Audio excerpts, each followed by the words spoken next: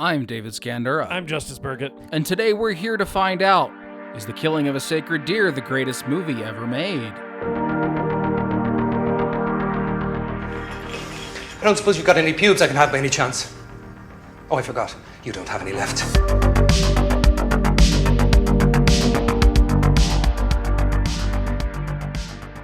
I gave you a normal one this time. Thanks. Started us off with a normal one. I appreciate that. A normal one for this totally normal movie. Yes. This very normal movie full of very normal people. Yes. Yes. Well, If I was a character in this movie, I would be like, "Hello, David. You are the person I co-host my podcast with. As you know, we are here to record a podcast." yes. People talk like that in this movie, kind of. People talk like that in Yorgos Lanthimos films. True, in general. In general, based Yeah. on the two others that I've seen. Yeah, this movie's full of weird little freak people being weird little freaks. And it's funny how weird and freaky everything is, but how repressed all of the characters are, which is very like Yorgos, I feel like. Mm-hmm. That's sort of his specialty, is like, look at these fucking perverts behaving like more normally than real people. This is the greatest movie ever made.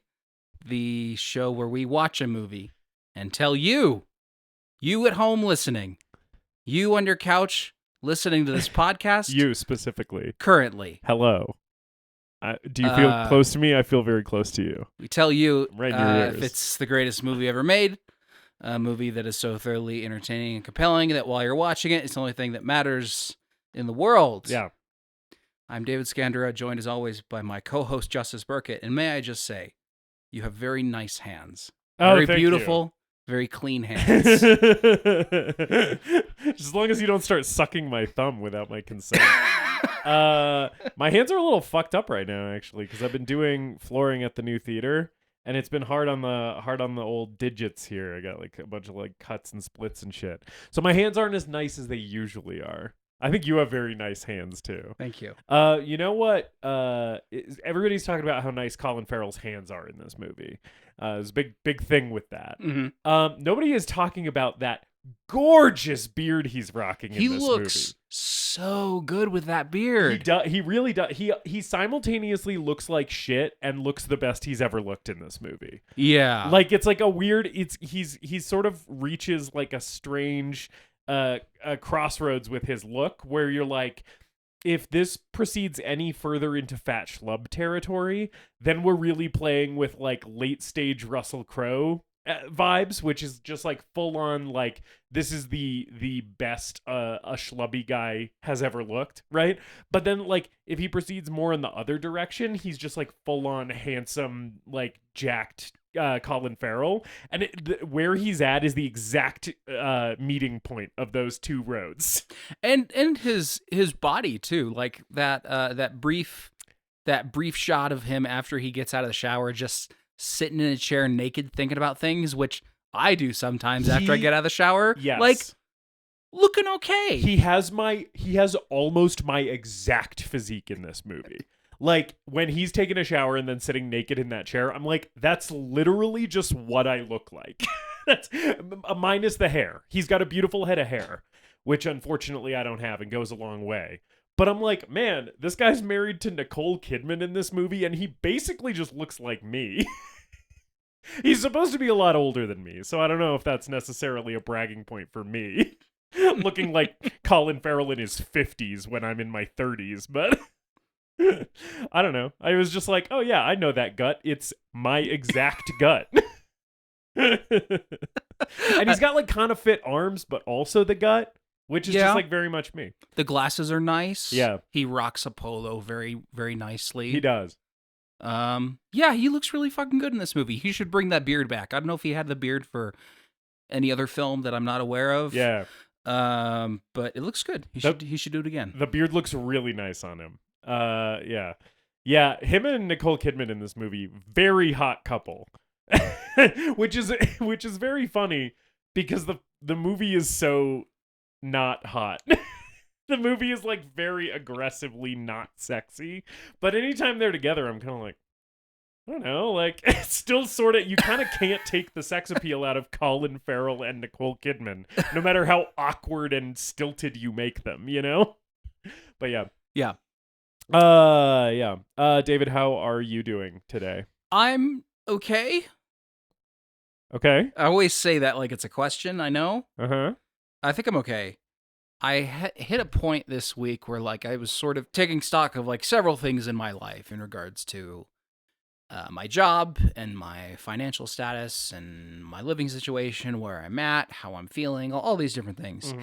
And that's sort of always paralyzing for me.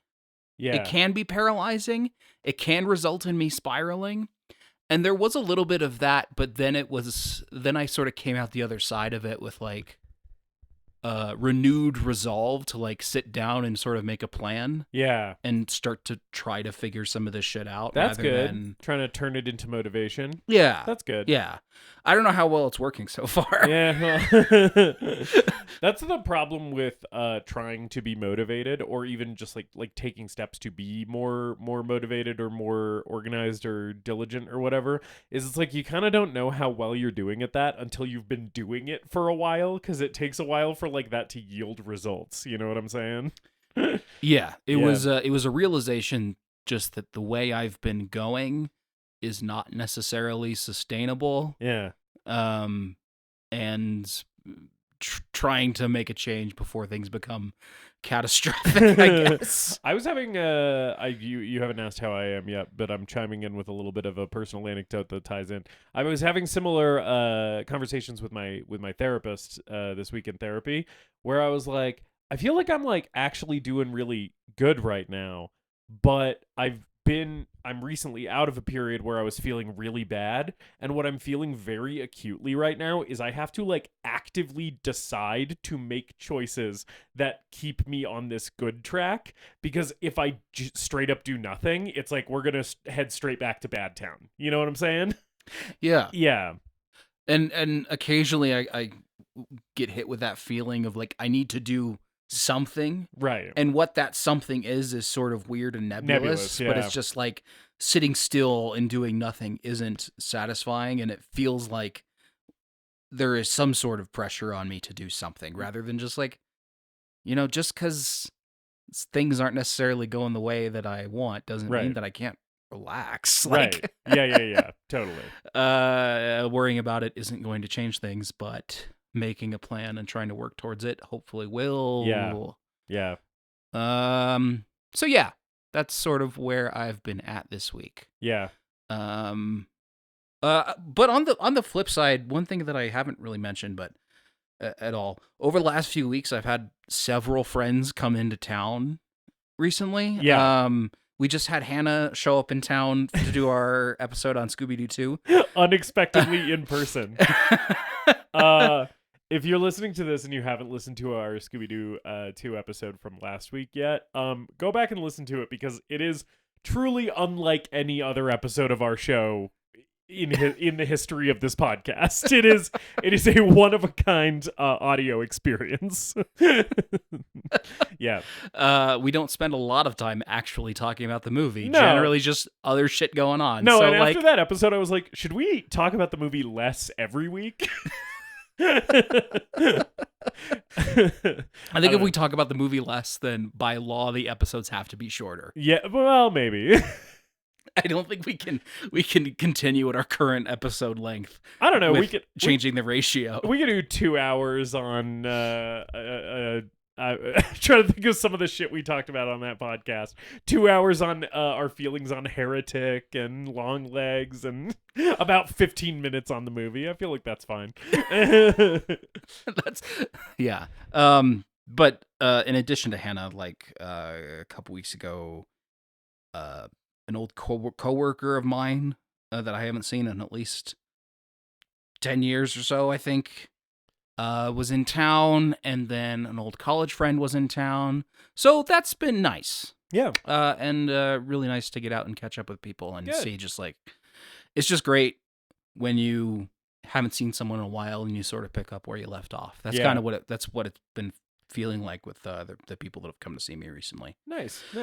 Don't have anything to recommend this week, I guess. Well, no, that's not true. The new Coheed and Cambria album, Vaxis Act 3, The Father of Make Believe, is very good. Yeah. I've listened to it once. It's very good. Yeah.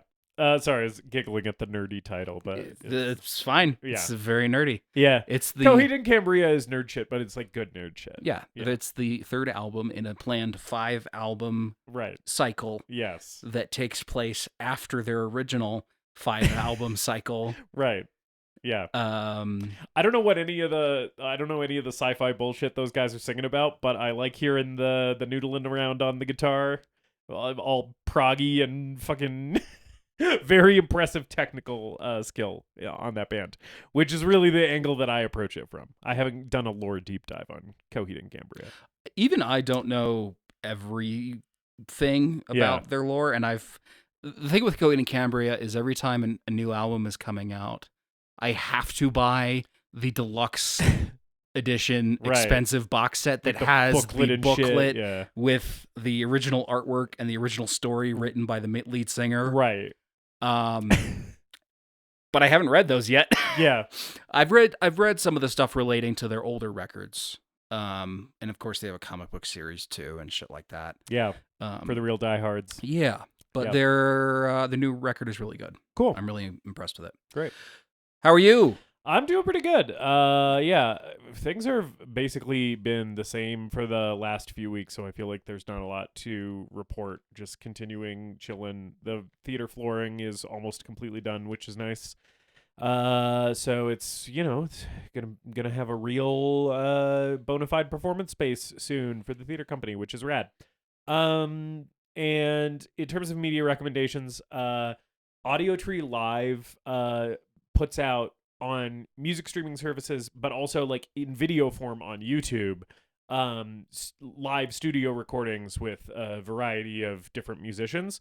The newest one that just dropped from Full of Hell, the Full of Hell Audio Tree Live video on YouTube. Like, definitely if you don't want to watch the video and you're into like grindcore, death metal, whatever, and I would say check out the recorded version on like a music streaming service. But if you have the time to sit down and watch the video of it, watch the video of Full of Hell's Audio Tree Live performance that just dropped a few days ago as of this record, because it is literally one of the best live performances like recorded on video that I have ever seen.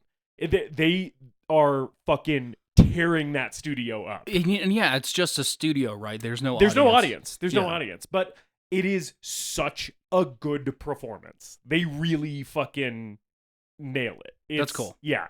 Their energy is insane. They sound so fucking good recorded live. It's crazy, especially considering the type of music Full of Hell makes, right? Like, you would think that a lot of it would be harder in an environment where you don't have as much room to fiddle around in post-production because everything's being recorded live simultaneously, right? So you're not like retaking drums and then like layering those. It's like, no, they're all just playing together, and it's like fucking batshit insane. It's crazy how fast, how like technically perfect everything is.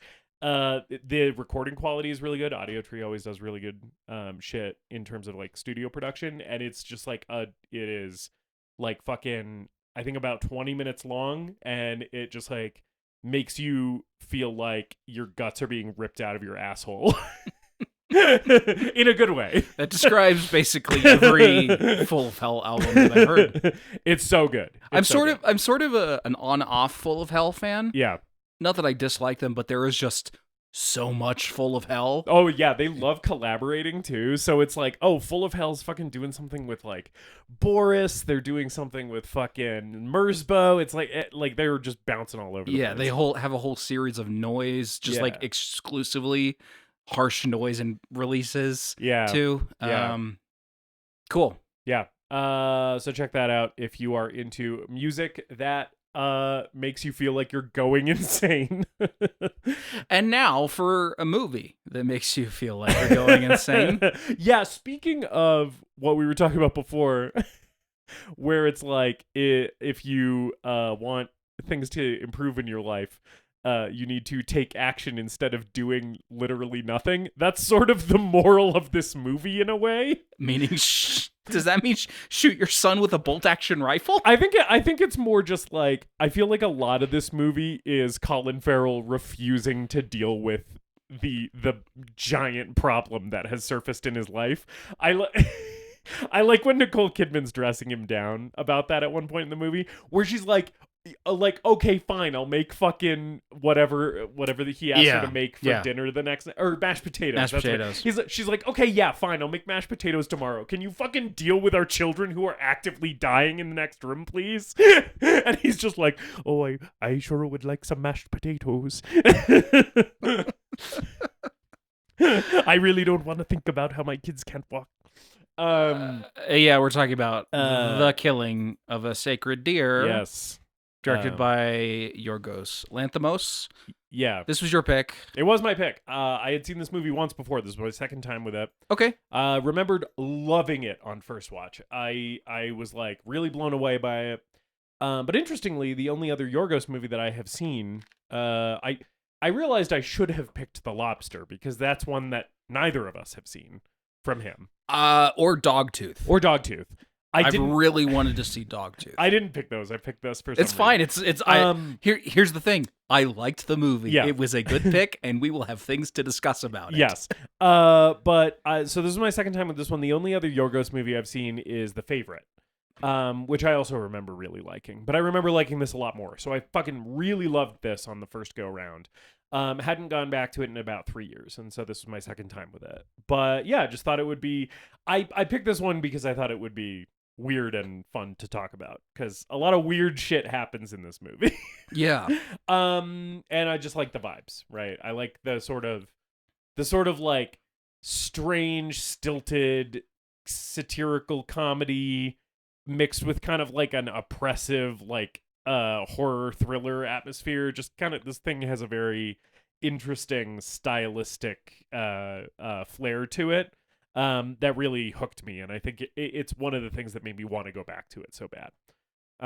Yeah, but how do you feel about Yorgos? Because those are the only movies of his that I've seen. But I know you have recently become sort of a burgeoning Yorgos fan. Yeah. I saw Poor Things and Kinds of Kindness, both in theaters. I've only seen them once. Those are the two other Yorgos films that I've seen. Yeah. And Poor Things, I was just immediately delighted by, to the point where I recommended my parents to go see it, and then they texted me back and they were like, there was a lot of fucking in that movie.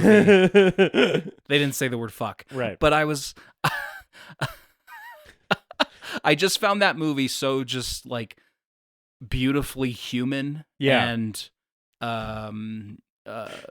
just like, I don't know, it was just so charming and strange and offbeat and all these things and fantastical. Beautifully human and charming is interesting, coming from the guy who also made this movie. Because I was just, the reason I was laughing when you were saying that is I was like, I think the last way I would describe The Killing of a Sacred Deer is beautifully human. I see, the thing is, I think of his three films that I've seen, I think Poor Things is his most accessible. Right, yeah. But I also do sort of see how this movie and that movie were directed by the same guy. I can still see that. Yeah. And then Kinds of Kindness, for just great marketing campaign for Kinds of Kindness, which told you nothing about the movie and just gave you vibes. Yeah. That was the entire reason that I went to go see it. Yeah. And I remember you really liked that. I really, really liked it. A lot of people didn't. A lot of people weren't as into it, and even people who are Yorgos fans weren't as into it.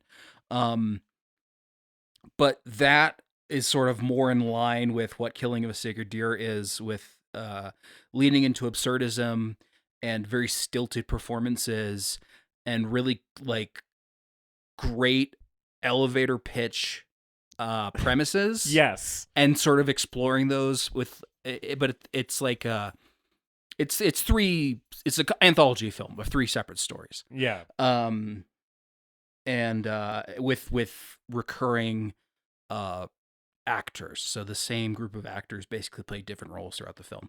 And I loved it. It was one of my favorite movies of last year. Was in my top 5 for a very long time. Yeah. Before it got knocked down.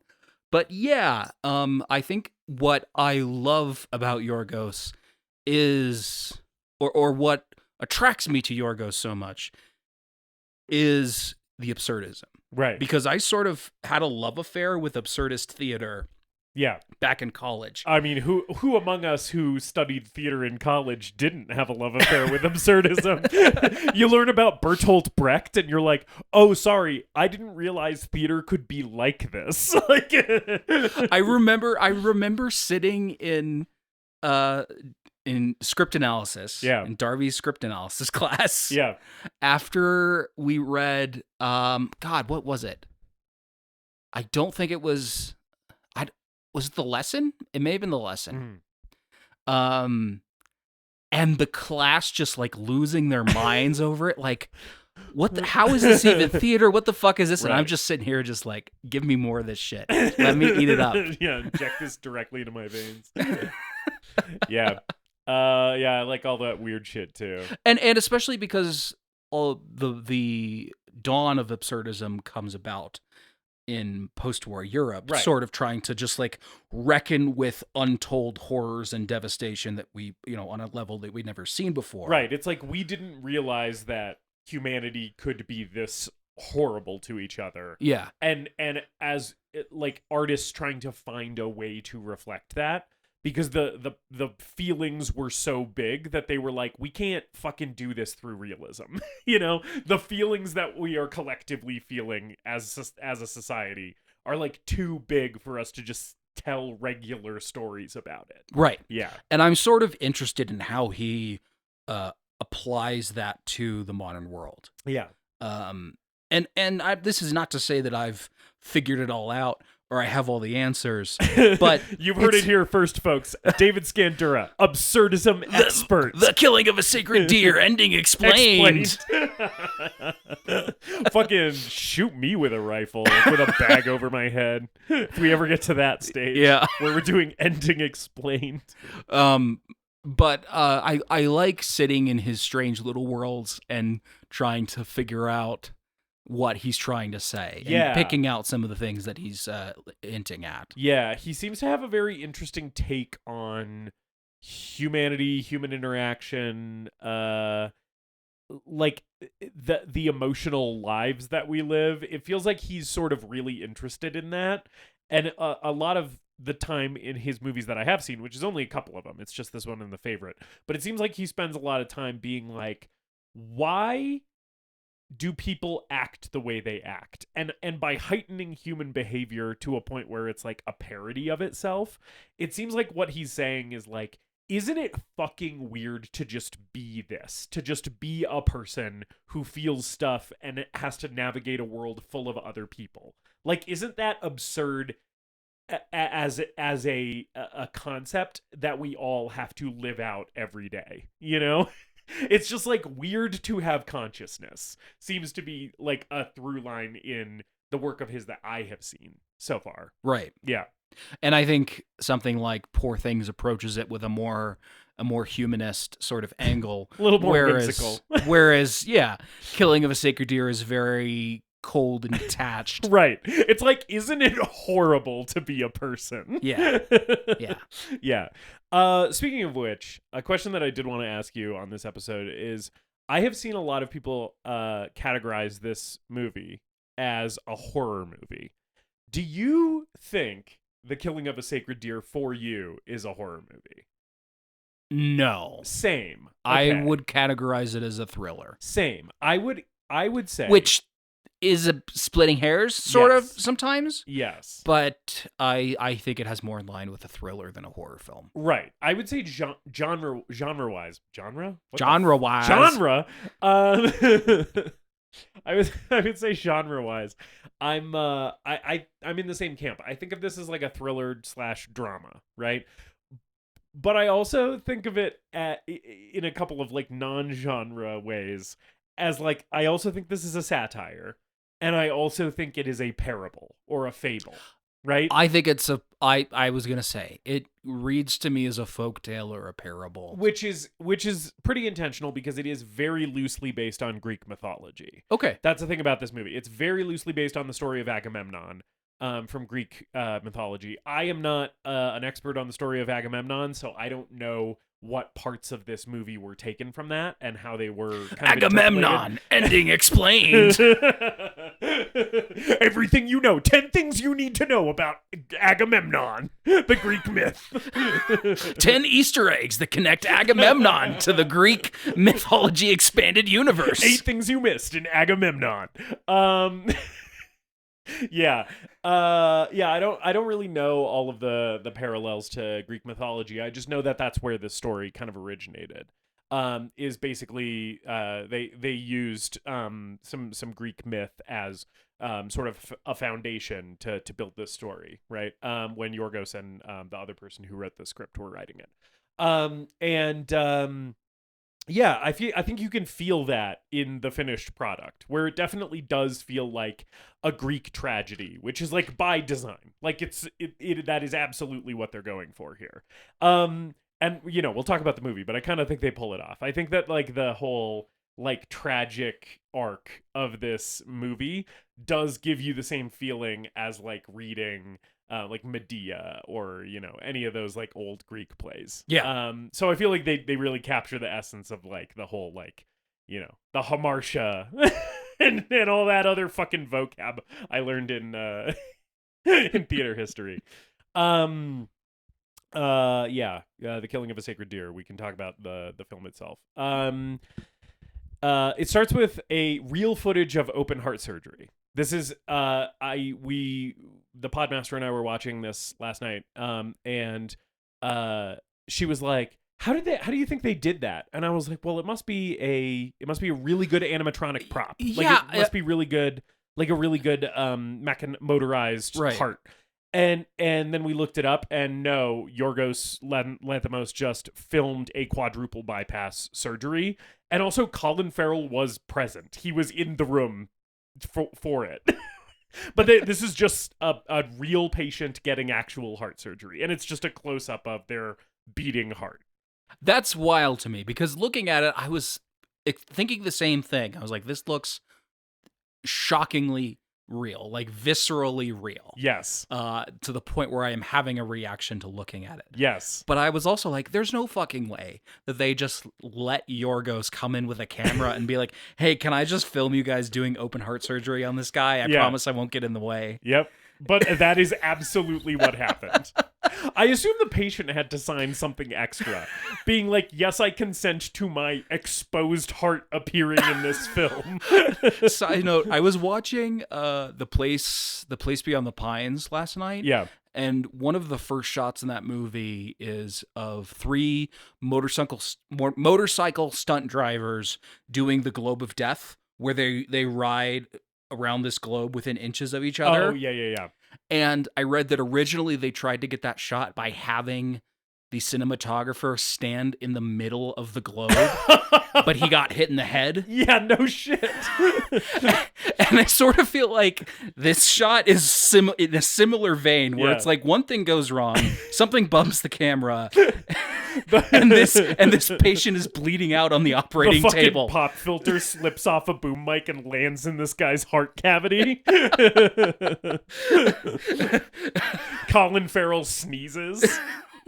And his contact lens flies into this person's chest. Oh, I'm so sorry. Yeah. The reason that it starts with this shot is because Colin Farrell's character in this movie is a cardiologist. He's a heart surgeon. Yeah. Him and Nicole Kidman are both doctors. She's an ophthalmologist and he's a cardiologist. Mm-hmm. I was thinking about what if Nicole Kidman was your eye doctor? Just because every eye doctor I've ever had has been like a middle-aged, bald or balding.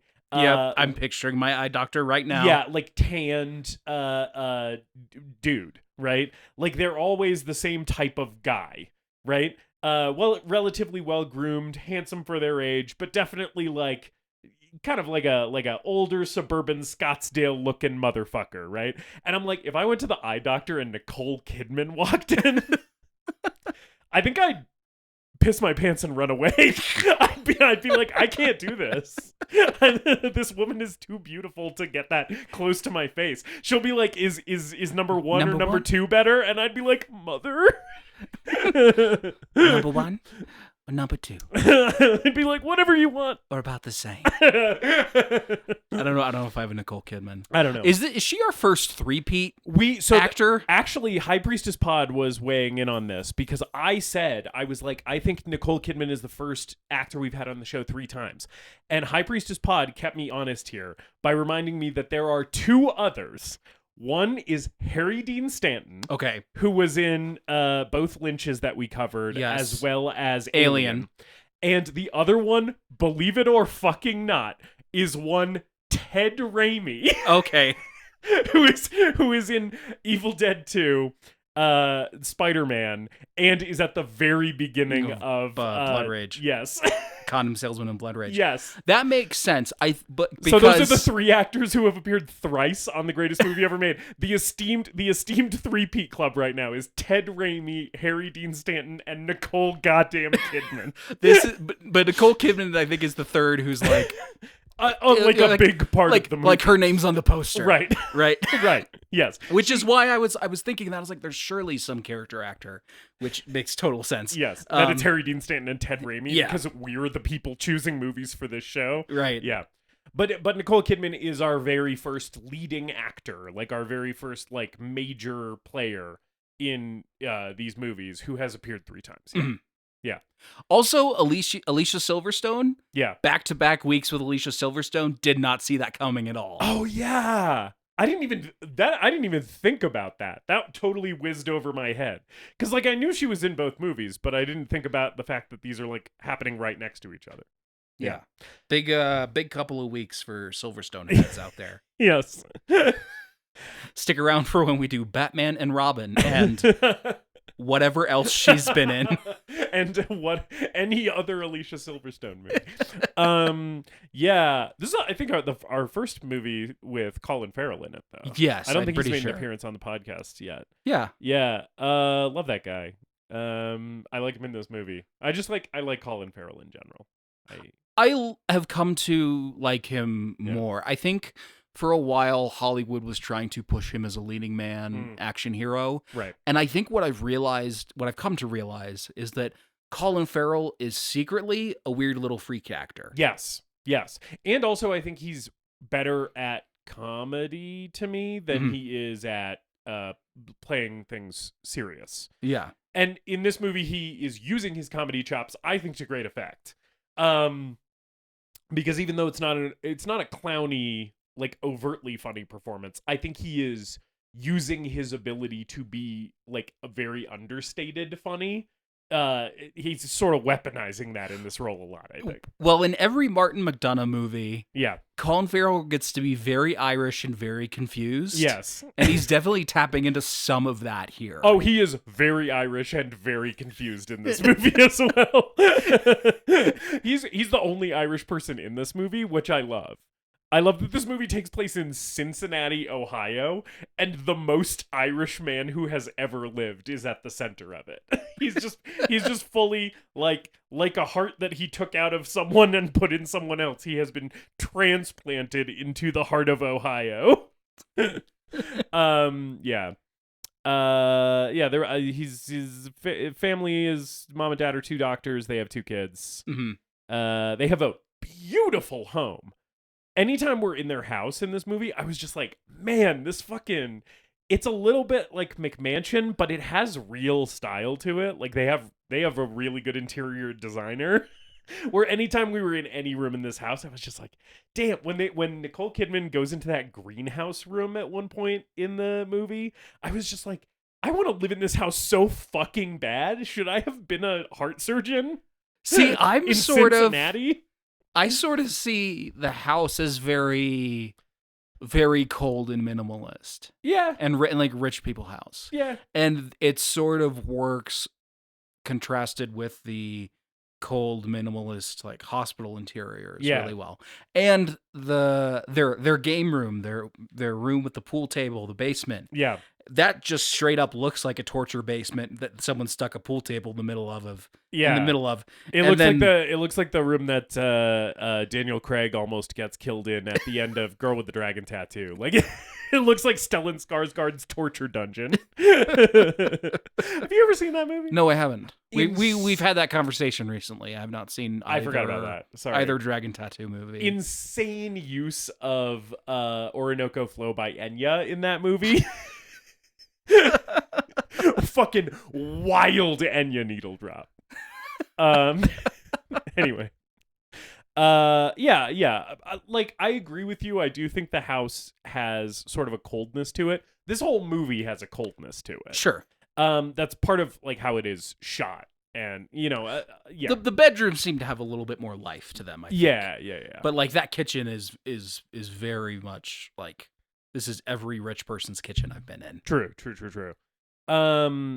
One of the first kind of character scenes that we have, I think even before we get the thing with Colin Farrell and Nicole Kidman, their kink play.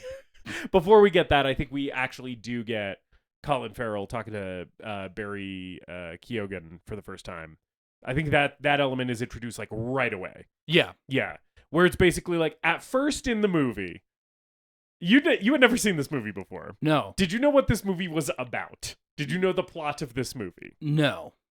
What did you think was happening between this like 50-something-year-old heart surgeon and this teenage boy? Because the movie takes a while to tell you. Yeah. Well, they're friends, Justice. Of course, they're friends, and it's totally chill. It's not weird at all. It's very normal for Colin Farrell to be buying Rolexes and taking this 16-year-old boy out to dinner. Well, honestly, it reminded me a little bit of one of the stories in Kinds of Kindness, where Willem Dafoe is this rich, powerful businessman, and he basically runs other people's lives. Like Jesse Plemons, he's running Jesse Plemons' life and like telling him what to eat, what to do, like planning it out for him. I would love it if Willem Dafoe ran my life. Yeah, and that's sort of what I was thinking. I was sort of getting there's some sort of like master-slave dynamic happening here. Yeah. That is not necessarily sexual. No. There's a little bit of like a dom sub thing though, in a non-sexual way. Yeah. But also it doesn't feel totally non-sexual initially you're like, yeah, is he fucking this teenage boy? And like if that's where this movie is going, like I'm very uncomfortable with that. And then the movie makes you uncomfortable in other ways. But I think it's pointed that Yorgos introduces it as like, maybe this is what's happening. And you're just like, I really hope that's not what's happening. Yeah, I think that's part of Yorgos' whole approach in this movie. He's sort of trying to make you cringe as much as possible with like, not cringe like by showing you upsetting imagery necessarily. Not like he's not going for the David Cronenberg cringe where it's like, oh, I'm squeamish. He's going for the like, I am uncomfortable at the thoughts you are making me think, at the way these people are behaving, at the social awkwardness of it. Like, and I feel like him sort of introducing this relationship with ambiguity and just being like, yeah, this guy just hangs out with this teenage kid. I'm not telling you why. And you're just kind of like, ugh. Yeah, he has an interesting way of wringing sexual tension and sexual undertones out of explicitly non-sexual situations. Yes. And then his actual depiction of sex is very, again, like cold, dispassionate, and clinical, one might say. Like, this is Sad Handjob the movie. Oh yeah, buddy. Yeah. So we get a little bit with introducing Barry Keoghan, and you're like, okay, what the fuck's going on with this kid and this adult man? And then one of the first things that we see that develops Colin Farrell and Nicole Kidman's characters and their relationship is we see them in the bedroom, and they're both doctors, and she she takes her robe off and is in her underwear, and she goes, "General anesthetic?" And he says, "Yes, please." And she lays down and pretends to be unconscious. And because that's what he's into. And High Priestess Pod and I were having an interesting conversation about this, where she was sort of like, that's creepy because he's a doctor, and this implies that he wants to fuck his patients while they're unconscious. And I was like, yeah, but also his wife is doing this like Nicole Kidman is doing this consentingly. She's participating in this of her own free will. She seems to be into it, you know? Or if not directly into it, at least respects that he's into it and is like, okay, this is what he needs, you know? And as long as he's just doing it with her and she's pretending, I kind of don't see the problem. He's not fucking his patients as far as we know. He's doing this instead. And I'm like, it's fine, I think. But that's sort of the thing with the characters in this movie. Their behavior, you're like, that's fine, I think. It's sort of like, it's almost like a couple jerking off at each other, like across the room. Right. Like that's the sort of the way that I read it, where it's like, there's something going on here, but it doesn't strike me as anything too weird or out there. It's not sinister. It's just like, okay, that's what works for them, I guess. Yeah. It is a little jarring. It's a little jarring the first time you see the scene, before you realize what's happening, when she just flops down on the bed and just pretends to be unconscious, and then he starts jerking himself off, which I love the way that that's filmed, where she's in the foreground of that shot, laying off the bed in her underwear, and she's in focus, and then in the background of the shot, out of focus, Colin Farrell just starts stroking himself over his underwear. He just starts rubbing and grabbing his nuts. Yeah. And it is that thing where like they hold on it for a really long time, and it's very clearly the thing that you were talking about, where this is like Yorgos Lanthimos presenting sex in like the least sexy way possible. It's like you're watching it and you're like, ugh. I don't like this. Like I'm looking at the two hottest actors in the world right now, and I'm like kind of grossed out. Yeah. Their relationship with their kids seems to be like fine. Nobody's relationship is warm in this movie. But they seem like okay parents. I mean, yeah. Well, initially. Yeah, sorry. I'm talking about when we're introduced to the family. Initially. I do need to be specific about that, because to be clear, later in this movie, Nicole Kidman is actively fighting for her daughter to be murdered. She hates her daughter. But you can't tell at the beginning of the movie that is the case. They have a very, so everything that we're saying is sort of couched in Yorgos's brand of absurdism, where conversations don't always totally make sense. These people aren't behaving like regular people, and weird things occasionally just come up, and they make weird small talk. So how much water resistance does your watch have? Oh, 200 meters. Oh yes, mine has 100 meters. I'm thinking particularly of like, yes, they seem to have a good relationship with their kids. So much so that their daughter seems totally comfortable bringing up the fact that she started. No. I'm wrong. Colin Farrell brings it up in small talk that his daughter has started menstruating. Yes. The relationship with him and his daughter is just also seems a little strange. There's the scene where she's doing vocal warm-ups in her bedroom, and he's sitting on the edge of her bed watching her do vocal warm-ups, because she sings. This is a thing that we see with the daughter multiple times in the movie, is she's in choir, and she seems to have aspirations of becoming a singer. Mm-hmm. He's in her bedroom watching her do vocal warm-ups, and he like applauds after she does her like scales. And it's like, what is going on? I'm not sure. This is fine, I think. But also showing this to me with no context just makes me go, get out of your daughter's bedroom. What are you doing? Like, I don't like how this makes me feel. Yeah. Yeah, I mean it's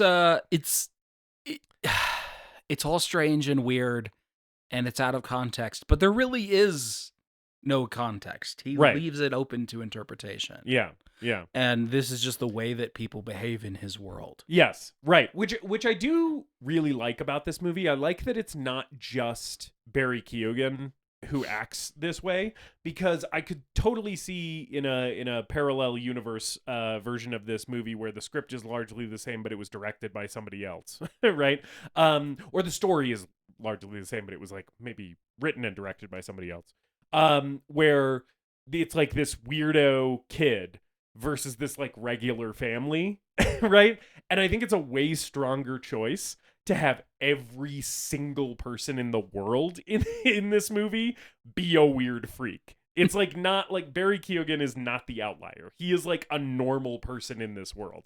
And everybody's a fucking weird dang ass freak in this movie. But even still, and this is I think a good chance to talk about Barry Keoghan, everyone is so cold and restrained and sort of uptight and very put together.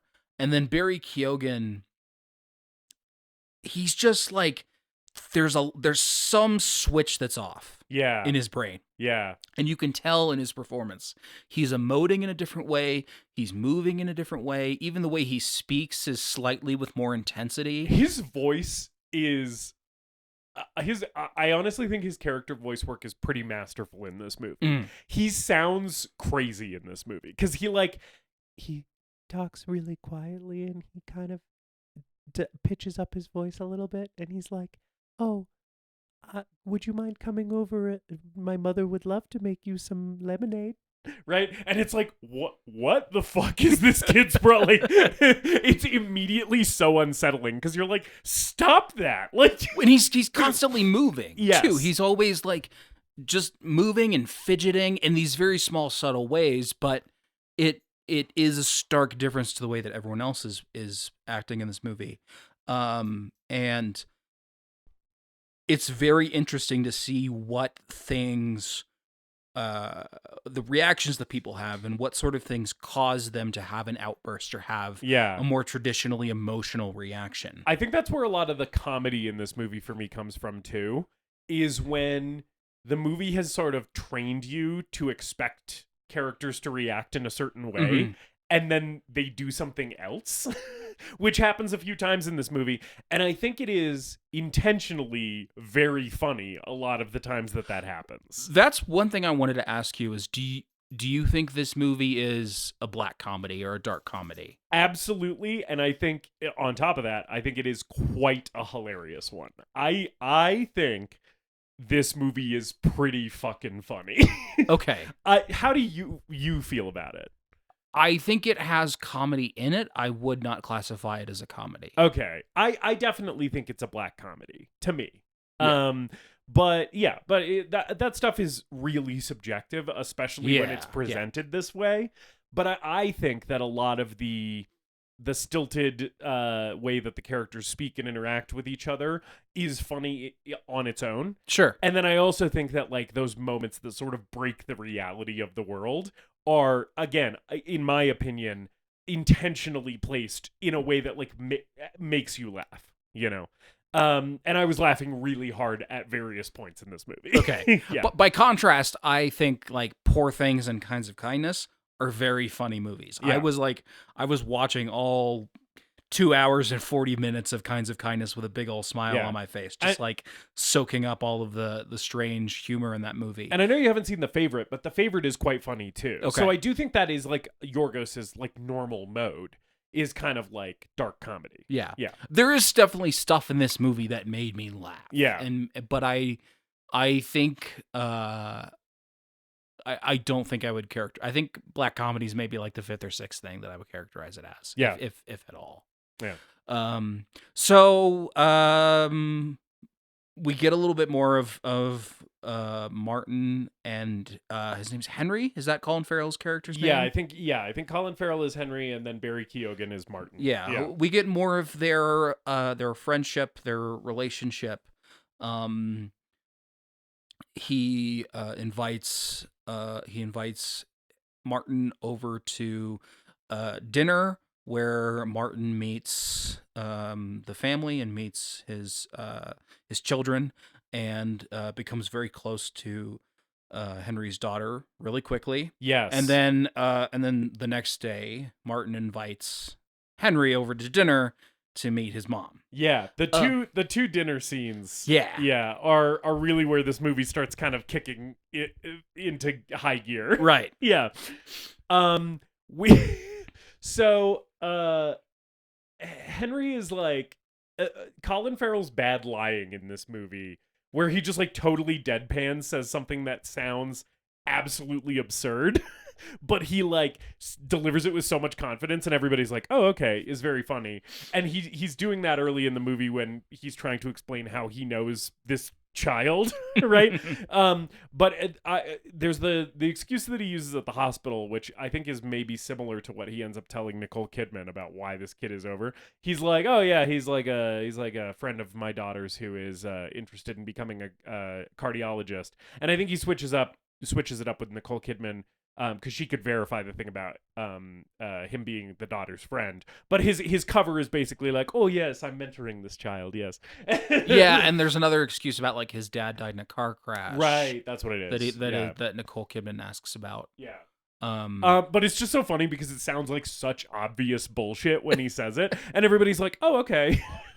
But because he's just so confident when he delivers it, and you're like, "Oh, must be true." He's, saying it like that with that beard. I trust that beard implicitly. He has such soft, kind eyes. Such soft, gentle hands. Hands like those could never lie. But yeah, and then the most awkward sexual tension immediately between Barry Keoghan and this actress who plays the daughter. Like, it is, you definitely can tell that they are in like young adolescent like puppy love with each other immediately, but it's like in a Yorgos Lanthimos fucked up way where they're just like being weird little robots. And I love when the daughter and him are talking in the room, and she just like non sequitur is like, "I just got my period," and and he looks at her like, "Oh, okay." Her name is Raffey Cassidy. I just looked it up. Yeah. She was just in The Brutalist. Oh, cool. Which is where I recognized her from. Cool. Yeah. Great performances from the kids too. Yes.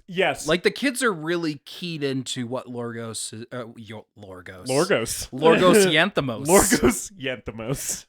to what Yorgos is trying to do with his film. Like Yorgos sounds like a Pokemon or something. Yeah, it does. I got a level 5 Yorgos. Honestly, Yorgos sounds like a Pokemon. No offense to anyone of Greek heritage. Apologies to Greece. Yeah, I think both the kids do a really good job. Yeah. Also, the son's name is Bob. I just wanted to bring that up because it is patently hilarious to name a child Bob.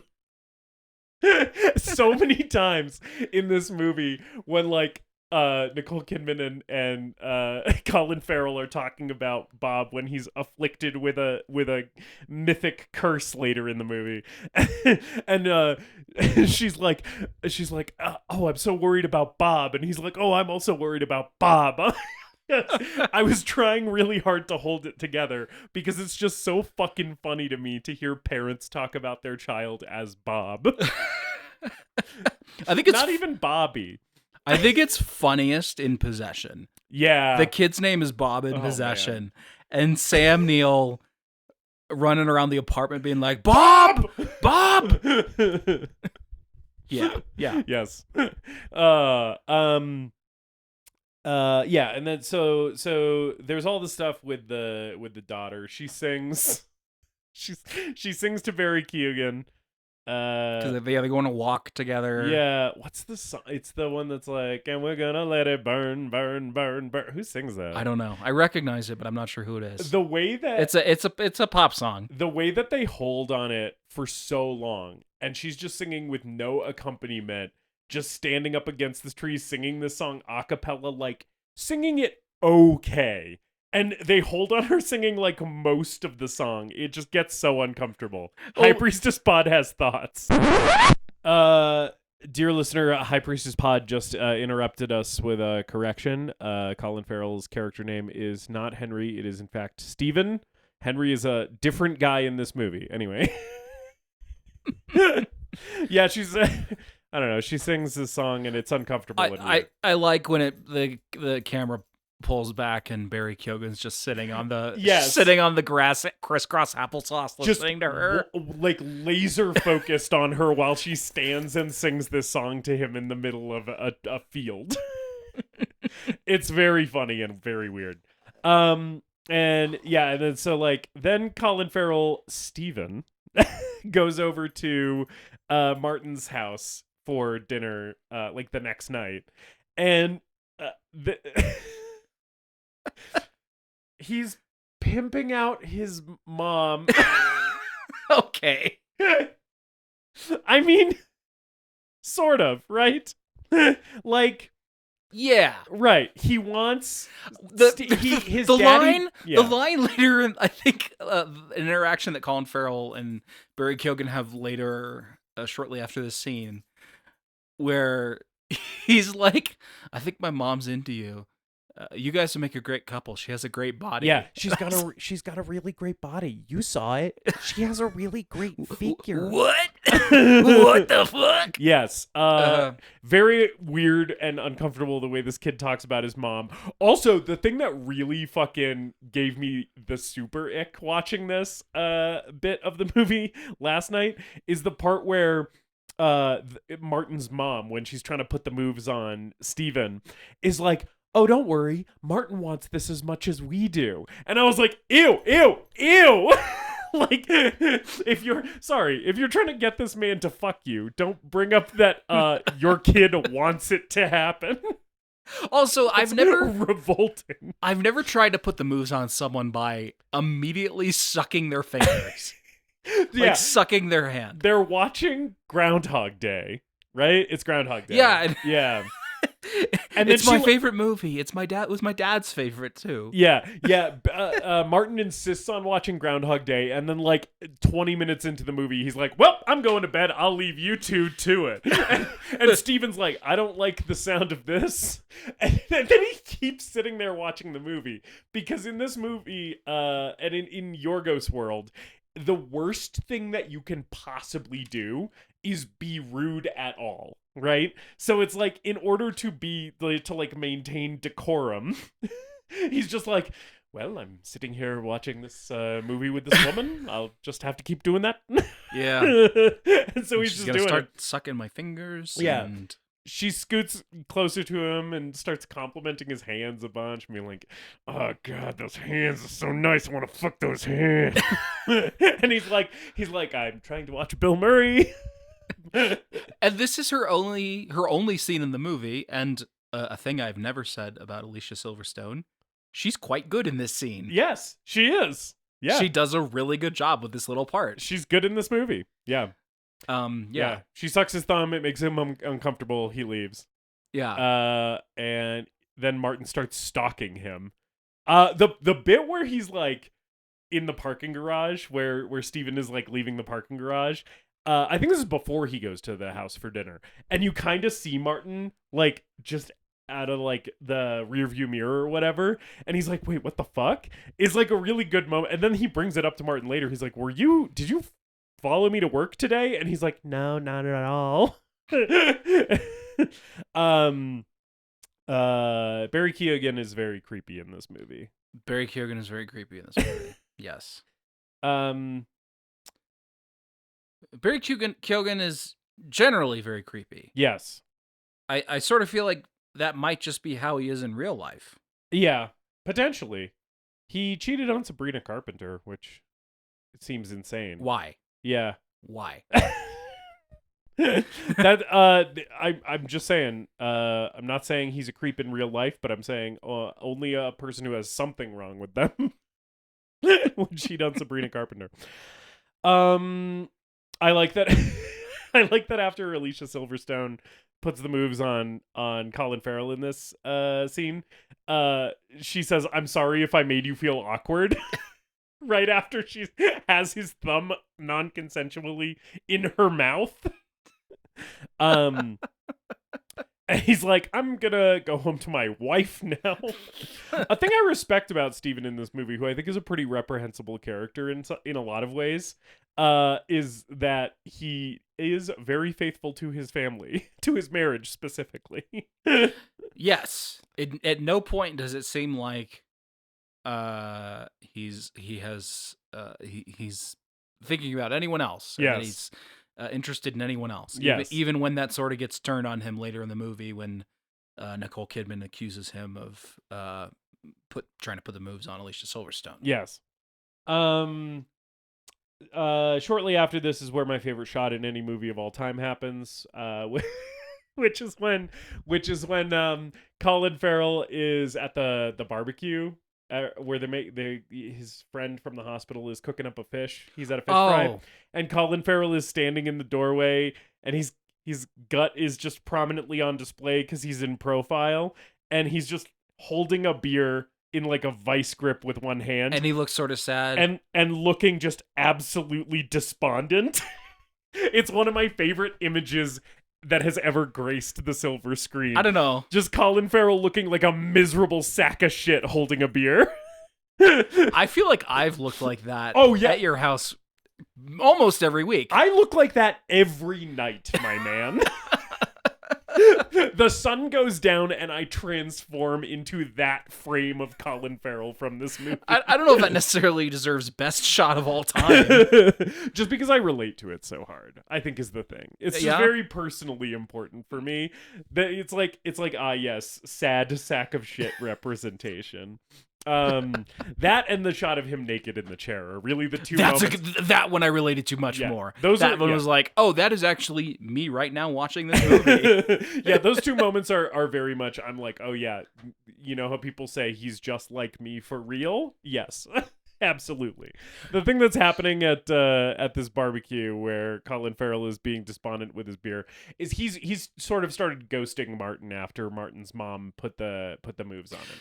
Yeah, there's a few things that sort of, I think, lead up to Martin issuing the ultimatum. He's like, "Hey, now you have to kill a sacred deer, dog." Yeah. Yeah. And I like that the movie the movie explicitly does say that it is like, you let my father die on the operating table, so now you have to kill one of your children. Yes. But there's other things that happen that fracture their relationship along the way. Yeah. That sort of make me wonder how, and because Barry Keoghan treats it like this inevitable thing that our relationship has been building towards. Right. This was always going to happen. It was always going to happen. Like it was fated to be this way. Yeah. And I'm sort of like, there's just other stuff too that makes me wonder if it was a deterioration. Yeah. I kind of think that it is not necessarily always like that it wasn't always necessarily going to be this. I think that if Steven had accepted the advance from Martin's mom and ditched his old family and married Martin's mom, Martin would have been like, "Great, I got a rich dad now, I'm happy." Yeah. I kind of think he does just want Steven to be his dad. Yeah.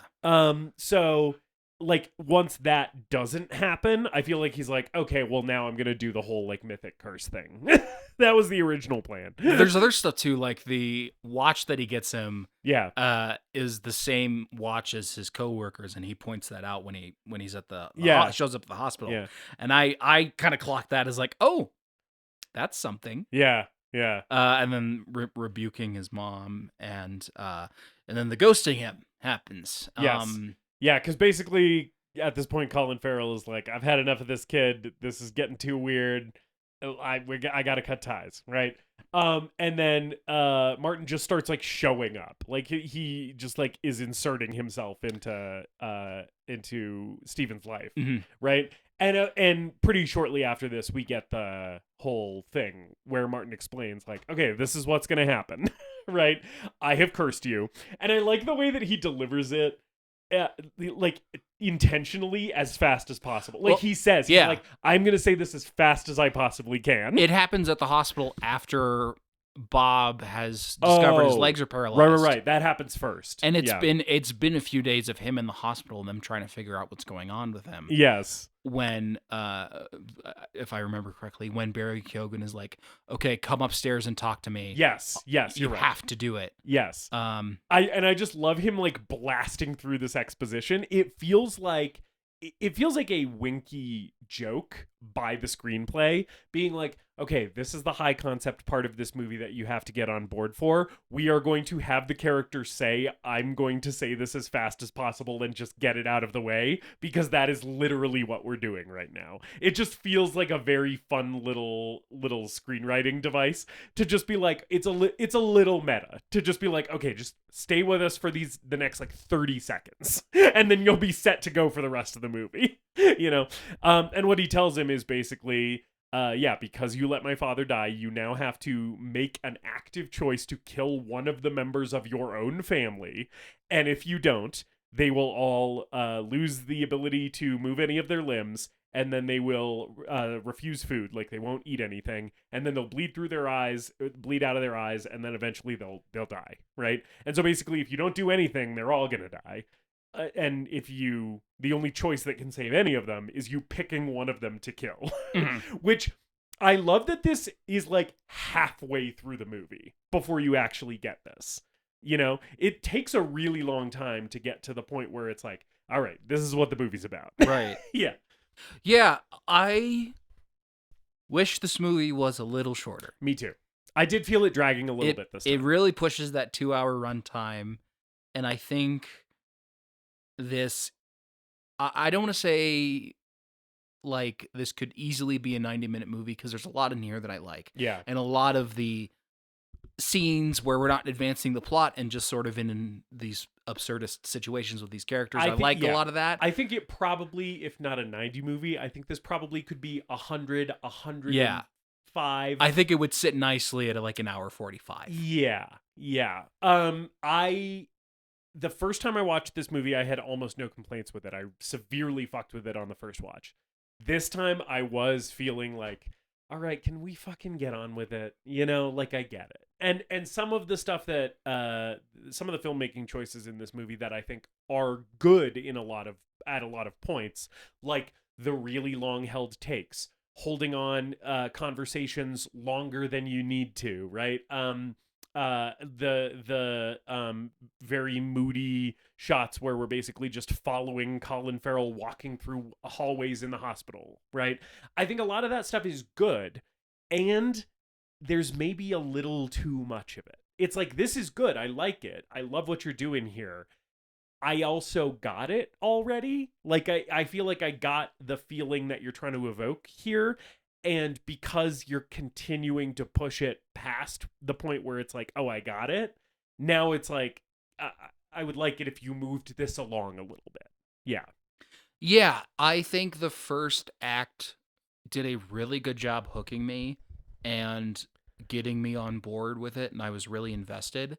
And then almost like from this reveal into the second act, when I should be really, really engaged, the movie starts dragging a bit. Yeah. And it doesn't really grab me again until the third act, I think. I would agree with that. I think this middle portion where everybody's, losing the ability to walk and stuff, there's good stuff in here, but I think it like does take a little bit more time than it should to get around to like, okay, like let's get into the third act where we're back at home, we're not at the hospital anymore, and everybody's kind of making their emotional pleas to Colin Farrell, because that's when things start picking up again. Yeah. So after this, one thing I did want to mention, sorry, before we move on from the conversation that they have. I love that this conversation opens with Martin giving Steven a gift, and it's a Swiss Army knife. Yes. And it's never brought up again, and it sort of seems like the implication is here's a Swiss Army knife that you can use to go kill your family downstairs after I give you this ultimatum. Yes, yeah. Like, here you go. I even got you a murder weapon. Yeah. Yeah. I'm making it really easy for you. Because immediately after this conversation is over, he goes downstairs to Bob's hospital room and learns that he is now refusing to eat. Yes. One other thing. Yeah. We hit paralysis really quickly and refusing to eat really quickly. Takes us a long time to get to bleeding from the eyes. Yeah. And I would have loved much more bleeding from the eyes in this movie. Yep, I completely agree. Completely agree. By the time the bleeding from the eyes comes around, you're like, oh, right, he did mention something about that. I kind of forgot about that because we've just been doing the first two symptoms for so long. But he does say by the time they start bleeding from the eyes, right, you only have a few hours left. Yeah. Right. But yeah, so right now it's still only Bob. And there's like a lot of stuff. This is some of the stuff that I think maybe drags a little bit. There's a lot of stuff where we're trying to rule out medical causes for Bob's paralysis and refusal of food. They're like, oh, is it psychosomatic? Is it like a neurological condition? And I don't really need all of this stuff. You know, like I appreciate that it's like, oh, they're doctors. They're trying to like, you know, we're seeing them trying to figure this out logically. And exclude the thing that it actually is, which is just totally not defined at all magic. Which, yeah, more to say on that. But I think the like whole medical investigation bit, I could more or less lose all of this. The only part that I really like is when they're in the big boardroom with all the doctors and Colin Farrell kind of dresses down Nicole Kidman because she like pipes up with her opinion. And he's like, oh, you're just an ophthalmologist. If he needs a new pair of glasses, I'll ask you your opinion.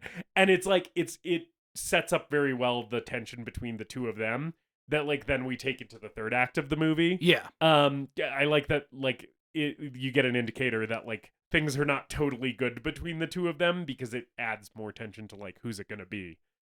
Towards the end. But but the thing that I was gonna say is that the magic thing being totally not defined at all, it's just like, no, this is just what's happening. And there is no explanation about how Martin is doing this, if he even like is really doing it, or if it's just happening and he knew it would happen. Like there's no rules about it at all. You don't know where this like curse magic whatever is coming from, but it is clear that it's supernatural in the movie, and I really, really like that element of it. That it's just like, oh no, it's just magical realism. It's just kind of like these are just the circumstances of this world, you know? Yeah, I mean, I think it lends to the parable aspect of the story, and it makes it more interesting and leaves it up to interpretation. It makes Martin's character more interesting because then it can be like, okay, now this creepy little freak played by actual creepy little freak Barry Keoghan. I don't know. I'm sure he's a nice guy. I don't know. I don't know if you could cheat on Sabrina Carpenter and be a nice guy. That's all I'm saying. I mean, I haven't heard his side of the story, but it just seems like an insane thing to do. But it now it's like, okay, well, maybe this kid's just the personification of death. Like it lends itself to interpretation, which I really like. Yeah. And I think it does a really good job of like getting you on board with it, and you just have to accept like, okay, this is how things work here. This is how things work in this world. And this is the ride that we're going on. And I think Yorgos is really good at planning those hooks and making and coming up with these really, really great, simple premises that feel like they're coming out of a folktale or feel like they would make a good short story. Yeah. Yeah. The part that I do like in this second act, because like all of the doctors talking in boardroom stuff is like less interesting. The stuff I do like is the stuff with like him and the kids, like Steven and the kids, well, and Nicole Kidman too. There's a few great moments. One moment of this movie that I think totally cements this as a black comedy to me is when he is there's a few moments here that are textually like, if just by the letter of the law, child abuse basically. That I think are fucking hilarious in this movie. Yeah. When he shoves that donut in that kid's face, when Bob is refusing food, and Steven brings him a donut and gets really frustrated and starts like cramming it down his throat. It's horrible, and also I'm laughing my fucking ass off. And then also the really big one for me is when Steven has sort of come around to Nicole Kidman's idea. Now I'm mixing character names and actor names, which is always very confusing. You guys know what I mean. He's kind of come around to what she was saying, where it's like, oh, this is probably psychosomatic, like it's probably in his head, right? And so he's testing that, and he's trying to get Bob to walk in the hallway. And so he's holding this kid up, and then he just keeps dropping him on the floor. And this kid just keeps hitting the ground like a fucking bag of wet cement. He's just like, come on, Bob, come on, boy. And he just like lets him go and is like, and the kid is not saying anything. He's totally silent, which makes it so much funnier because he's just wordlessly crumbling. Yeah, so this is it's so fucking funny. This is the fucking funniest scene in the movie. It's so funny. Watching this fucking kid just drop on the ground, and then this kid that they got, by the way, is an A-tier flop actor. He is flopping all over this movie, just flopping to the floor a million times in this movie. Anyway, yes. Yeah. And then the other thing in this scene. The thing in this scene is like when he's so frustrated and is like trying to get the truth out of his son. Right. He's like, you can tell me the truth. We can trade secrets. I'll tell you a secret, and then you tell me your secret, which is that you're faking your leg's not working, right? Right. And his secret is I went into my dad's room when I was a kid and jacked him off until he came. I was like, oh my God. That little short monologue by Colin Farrell is probably, at least for me, the first time I watched this movie, I remember that as being the most shocking moment of this movie. Where it's just like, he kind of starts telling the anecdote, and you're like, okay, where's this going? He's going to tell his kid a secret. And then it very quickly, you're like, oh, holy shit! Like, oh, and the way the words he chooses to use, where he's like, there was sperm all over the sheets. It's just like, Jesus. Like, it feels like, if Yorgos Lanthimos only made movies where characters talked like this, he should go to jail. But this is only a brief part in one of his movies. I like that it already starts weird when he's talking about, like, when I was a kid and I first started masturbating. Oh, yes. And I was like, that's weird, but it has been sort of set up that this family is rather open about their bodily functions, considering how freely he shares with one of his colleagues at a dinner party that his daughter started menstruating. Yes. It's like, it starts normal, and then it's like, and then I jacked me own father off. And I was like, oh my God, it got worse. Me own dad. I gave him a handy. On St. Pat's, no less. All over his sheets. Don't you know? Yeah. It's truly revolting in a very surprising way. Yeah. Where it's like nothing graphic is happening on screen. It's just Colin Farrell's face delivering this dialogue. And yet you're like, I am fucking repulsed by this. Maybe this movie is a comedy. Yeah. I mean, it's like, it's not a comedy, but I also wouldn't classify it as a black comedy as much as you would. But like, that's so fucking funny. It's really funny. And then the other thing that happens is shortly around here, Kim is the daughter's name. Yes. There is just a long take of her at choir. Yes. And it's coming. They're singing a Christmas carol. They're singing this part of the movie's around Christmas time. Yeah. It's coming, and it's like starts with a close up on her in the choir and slowly pulls back and back and back so you can see the whole choir, but she's still like the center. So she's like no. Oh. It's a wide shot of the choir at first. Oh, okay. And you're sort of looking to see who's I was sort of looking to see who's in it. Yeah, you're right. And then it's a close up of her, and then it pulls back. Yeah. And then she fucking drops. Yep. And like a sack of potatoes. And this one of the core memories I have as a child at elementary school was going to an elementary school choir concert, and one of the girls in the choir locked her knees and passed the fuck out and hit the floor, or hit the risers really, like a sack of potatoes. And it was horrifying to see that as a kid.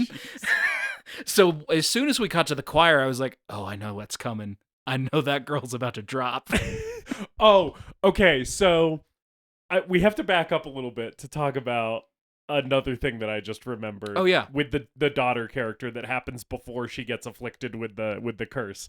At some point, in this, like, early in the second act of this movie, Oh, okay. Barry Keoghan and the daughter are together in her bedroom, and she takes her clothes off to be like, okay, like, you can have sex with me, and then she flops down on the bed like Nicole Kidman does at the beginning of the movie, and I'm like, okay, this girl knows way too much about her parents' sex life, and the movie never explains that to you, and I'm like, that's just something that Yorgos Lanthimos is like, now you have to think about how she knows that. Yeah.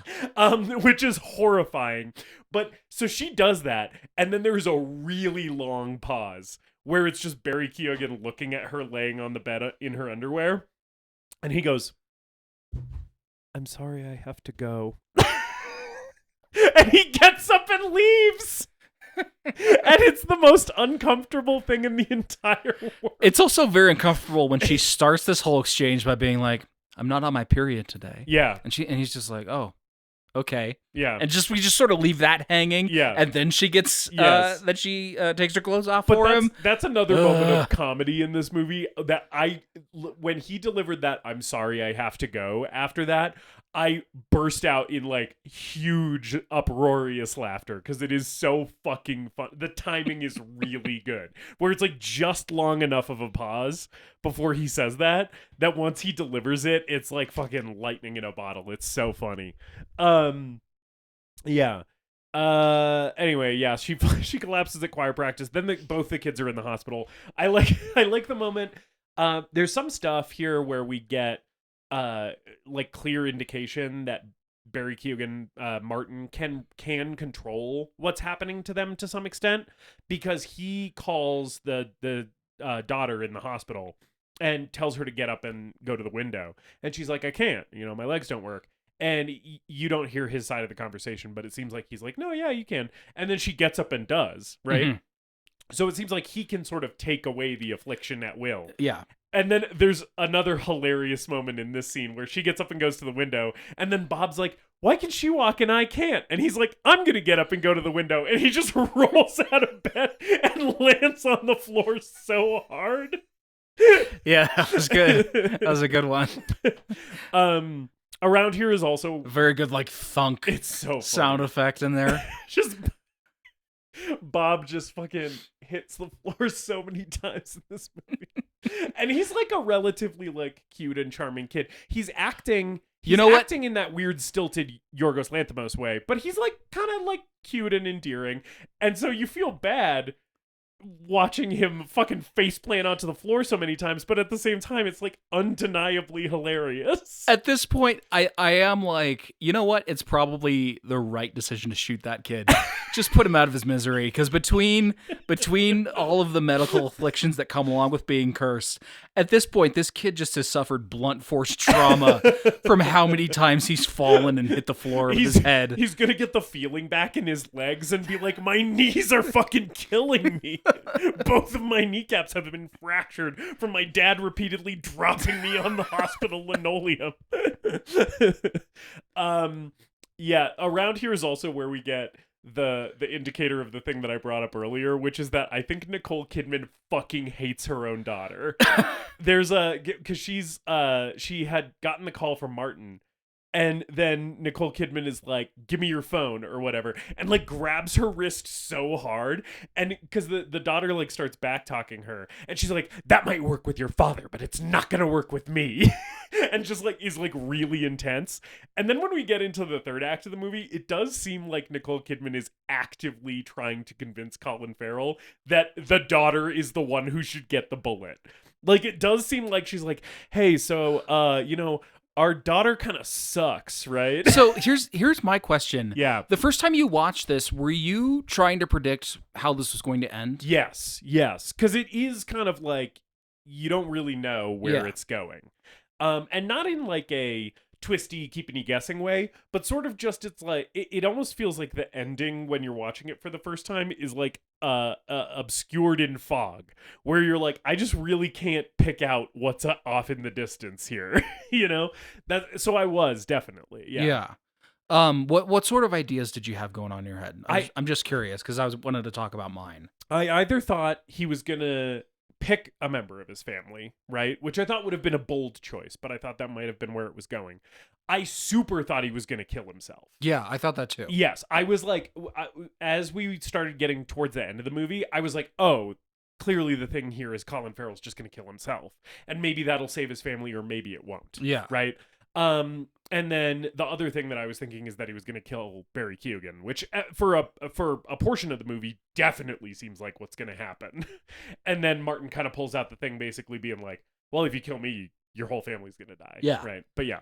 Yeah. He says something like, you better dig a big grave or something like that. It's pretty cold. You'll kill 4 people with 1 bullet. Yeah. Yeah. I also thought, and this is much later in the movie than when we are now, but I was like, oh, he's clearly going to kill Nicole Kidman because she, at one point in this movie, is definitely like, we should just kill one of the kids. We can always have another. Okay, so we haven't really talked about the acting in this movie. I think Nicole Kidman fucking rocks in this movie. I think she's incredible in it. I think she is my standout along with Barry Keoghan because normally I've seen Nicole Kidman do bigger performances, and the fact that she has to play this so restrained and so like cold and dispassionate and only is able to let out those more emotional moments in key scenes was just like really, really masterful stuff from her. Yes, I completely agree. I think this movie made me go, man, I kind of wish that she had been in a Lynch movie at some point, like starred in a Lynch movie, which to my knowledge, she never worked with him. But this movie kind of gives you an inkling of what that would have been like, because it is like kind of stilted and affected, but also very restrained in sort of like a Lynchian way. Yeah, right? I mean this and Eyes Wide Shut, which are two of the 3 Nicole Kidman films we've talked about on this show. Yeah, both of those movies could sort of be described as Lynchian. Yeah, that's true. So I could see that. I think she would tap into what David Lynch wants from his actors. I think she would be really good at that. Yeah, and I think totally kills it in this movie. But the scene that we were just talking about, where she's in bed with Colin Farrell, like snuggling up to him, and she just immediately, like, she's like a little snake in his ear, like right away, being like, I think the most logical thing would do, as terrible as it sounds, would be to kill a child because we could always have another child, right? And my thought would be like, okay, well, fuck you. I can always get a new wife then, I guess. Yeah. I will say, I am biased because I am a man with a wife and no human children. Yeah. I think of my dogs as children, but I don't have any human children, and from what I've been told, that's different, I guess. But as someone with a human wife and no human children, watching this movie, I am like, well, obviously he's going to let the wife live because that's the most important thing, right? Because for me, I feel like that's where my head would be. I would be like, okay, which one of the kids is it going to be? Because obviously High Priestess Pod is safe. Clearly. I'm not touching that. If I even float that that's potentially an option, then I feel like she'll kill me before I can go through with it. Yeah. This is in a hypothetical situation with human children. High Priestess Pod did watch this movie with me, and she said that if in a killing of a sacred deer situation where I have to kill either her or one of the pets, she would want it to be her. Oh, okay. But human children, totally different. Yeah. Totally different ballgame. The only way I can do this is if I was Colin Farrell, and to me, my order is Bob's going first. Yeah, because that kid's not making it into adulthood unscathed, regardless. Yeah. I don't have the money to pay for physical therapy or the other therapy he needs. So Bob's going, and then it would be Nicole Kidman, and the last would be my daughter. Yeah. Although at the end of the movie, I'm like, spoiler alert. We already I think alluded to the fact that Bob's the one who ends up dying, but at the end of the movie, I am kind of like, maybe he should have killed the daughter, because the daughter still seems to have a thing for Martin at the end of the movie. And I'm like, that guy ruined your family's life. Like, fuck off. Like, so I am a little bit like, maybe it should have been the daughter, because she seems like she's kind of like in bed with the enemy. You know what I'm saying? Well, yeah. And at the end of the movie, she is so ready to just like, she's completely bought into his plan, and she's like willing to give herself up for it. Yes. Like she has a very like cult-like obsession with him. Yes, she kind of starts worshiping Martin. And that actually starts like around here when she's in the hospital. She seems to have like a psychic connection to him or something, because she knows like the rules of the curse, even though no one has explained it to her. And it seems like she just like knows because either Martin has been telling her, like they've been texting or calling or something, or she just like is connected to him somehow supernaturally. She seems like she has become like his acolyte. It's very weird. Mm-hmm. Yeah. Eventually they get discharged from the hospital and sent home, which really kicks off the third act of the movie. And it's still just the two kids who are afflicted with it, right? Like, both of them are unable to walk and are refusing food. And so they're like giving them like nutrition through like IVs. Watching these kids crawl around this house is quite funny too. It's so I must funny. say. Yeah, when they're just like seal crawling through their house. The funniest is when they have to crawl down the stairs. Yeah. It's pretty good. And this leads into my favorite part of the movie, and the part of the movie that I kind of get the most like thematic juice from, where I'm like, what is this movie about? Like, what is this movie saying? I feel like I get the most out of this third act, where all of the members of the family, because they all kind of are hip now to what's going on and know the rules, which is Colin Farrell is going to have to kill one of them to save the others, right? They all start trying to, without saying it out loud, trying to ingratiate themselves to him to not be the one that he kills, right? Like, all of them are trying to be like, to get on his good side, right? And so like, he has a thing with Bob where earlier in the movie he tells him to cut his hair, and then Bob like gives himself a haircut and is like, "Look, Dad, I did it. I cut my hair. Doesn't it look good?" And I love as all of this is going on, and like Nicole Kidman's like saying, you know, I think we should kill one of the kids. It's the most logical thing. I love that you just see Colin Farrell getting more and more detached and just being like, man, like they're all just trying to like plead for their lives to me and make it seem like that's not what they're doing. And he's just in this impossible position. And it had me thinking about, I don't really have like a ton of thoughts about what this movie is about thematically, and I think it's quite open to interpretation intentionally. But one of the biggest thoughts I had about it watching it this time is I was like, I kind of think that for me, an interpretation of this movie that works is like, it's a satire about patriarchy in a way, where it's like having this much power bestowed on you by society as a man, right, is like a blessing and a curse. And it's like absurd that we do this. It's absurd that we're like, well, because you're born with a penis, you're in charge of a family, right?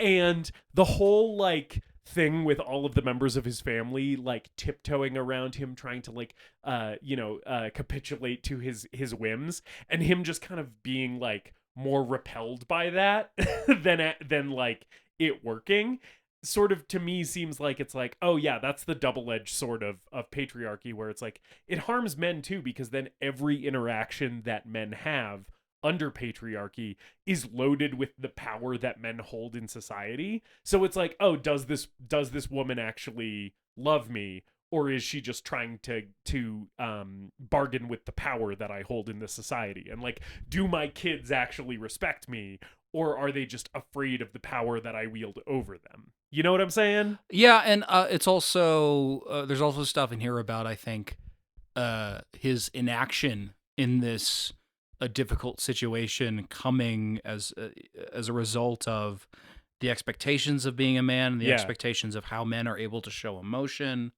and how he has to, not let it affect him because he's a man and he has to man up. Yeah. I think some of that's there. I'm not surprised at all that you picked up on that because that's a theme that you severely fuck with in media in general. Yes.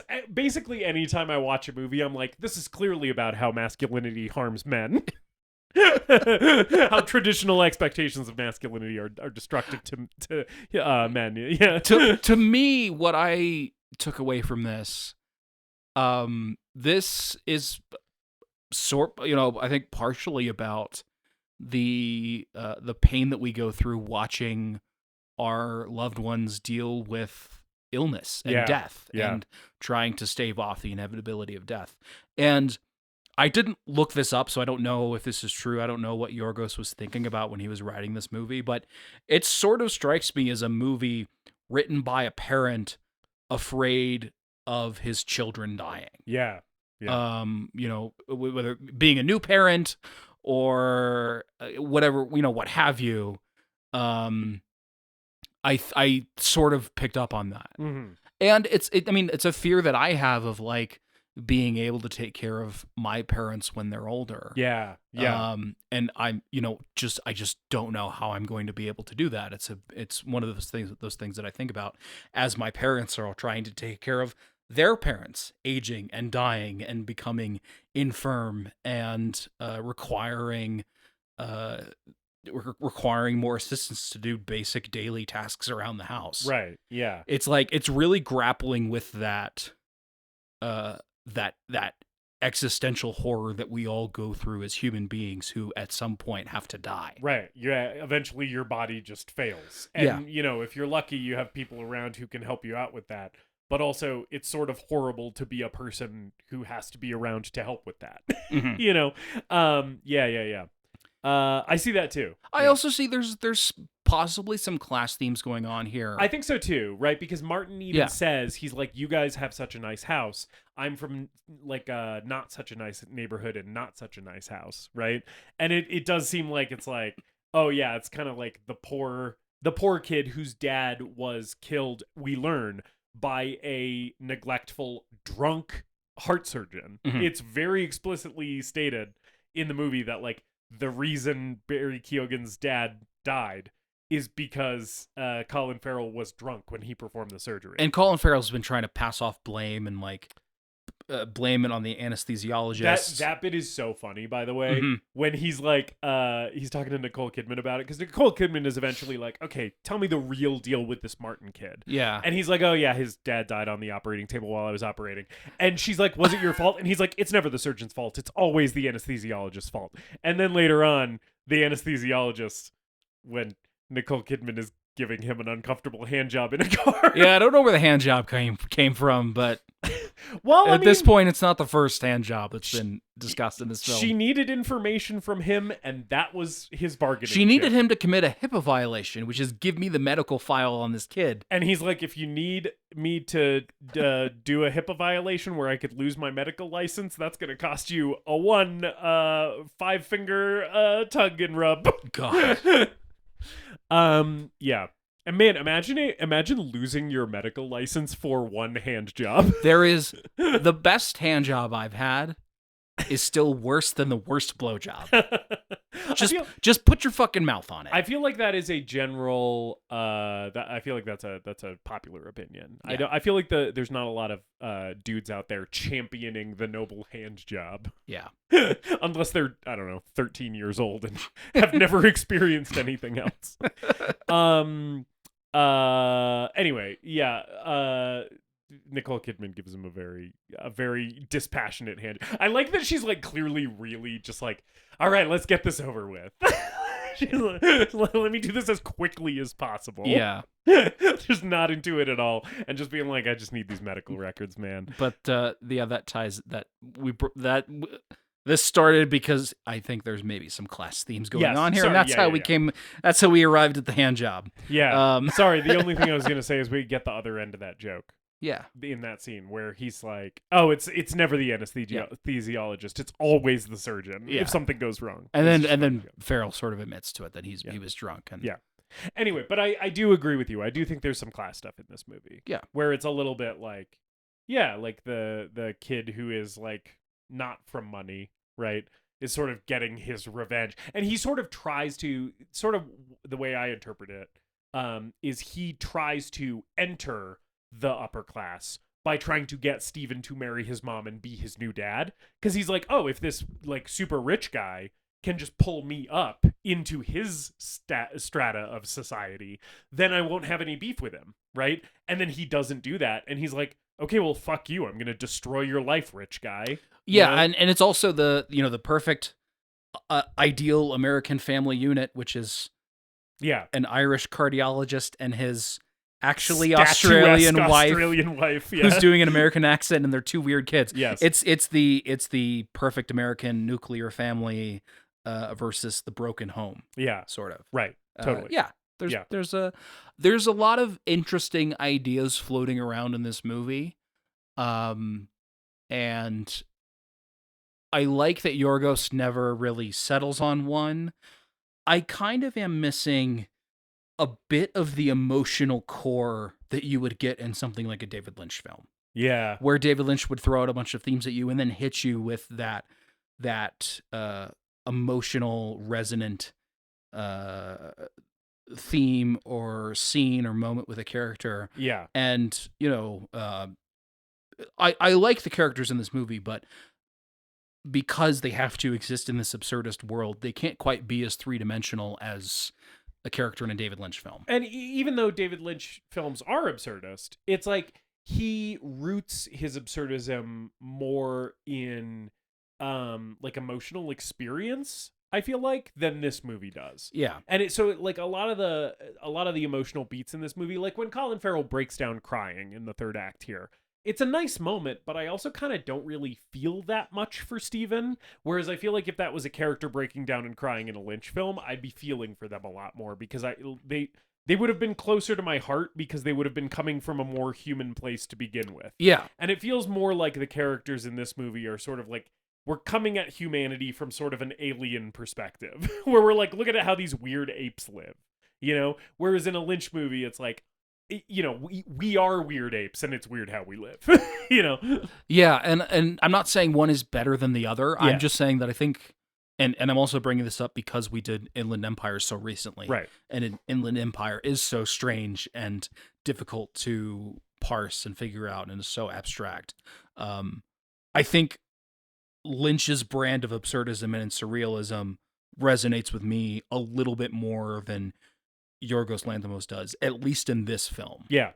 I would agree with that. with that. But we're getting towards the end. Yeah. I really, really like the scene where they have him tied up in the basement and they start threatening him, beating the shit out of him. Yes. And he bites Colin Farrell's arm and then bites his own arm as penance.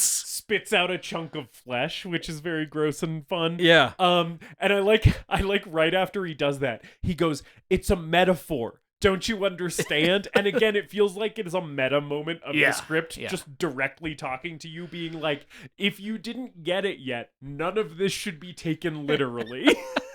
I like the thing that prompts Colin Farrell to kidnap Martin and tie him up in the basement is Nicole Kidman dressing him down about like the mashed potatoes and shit.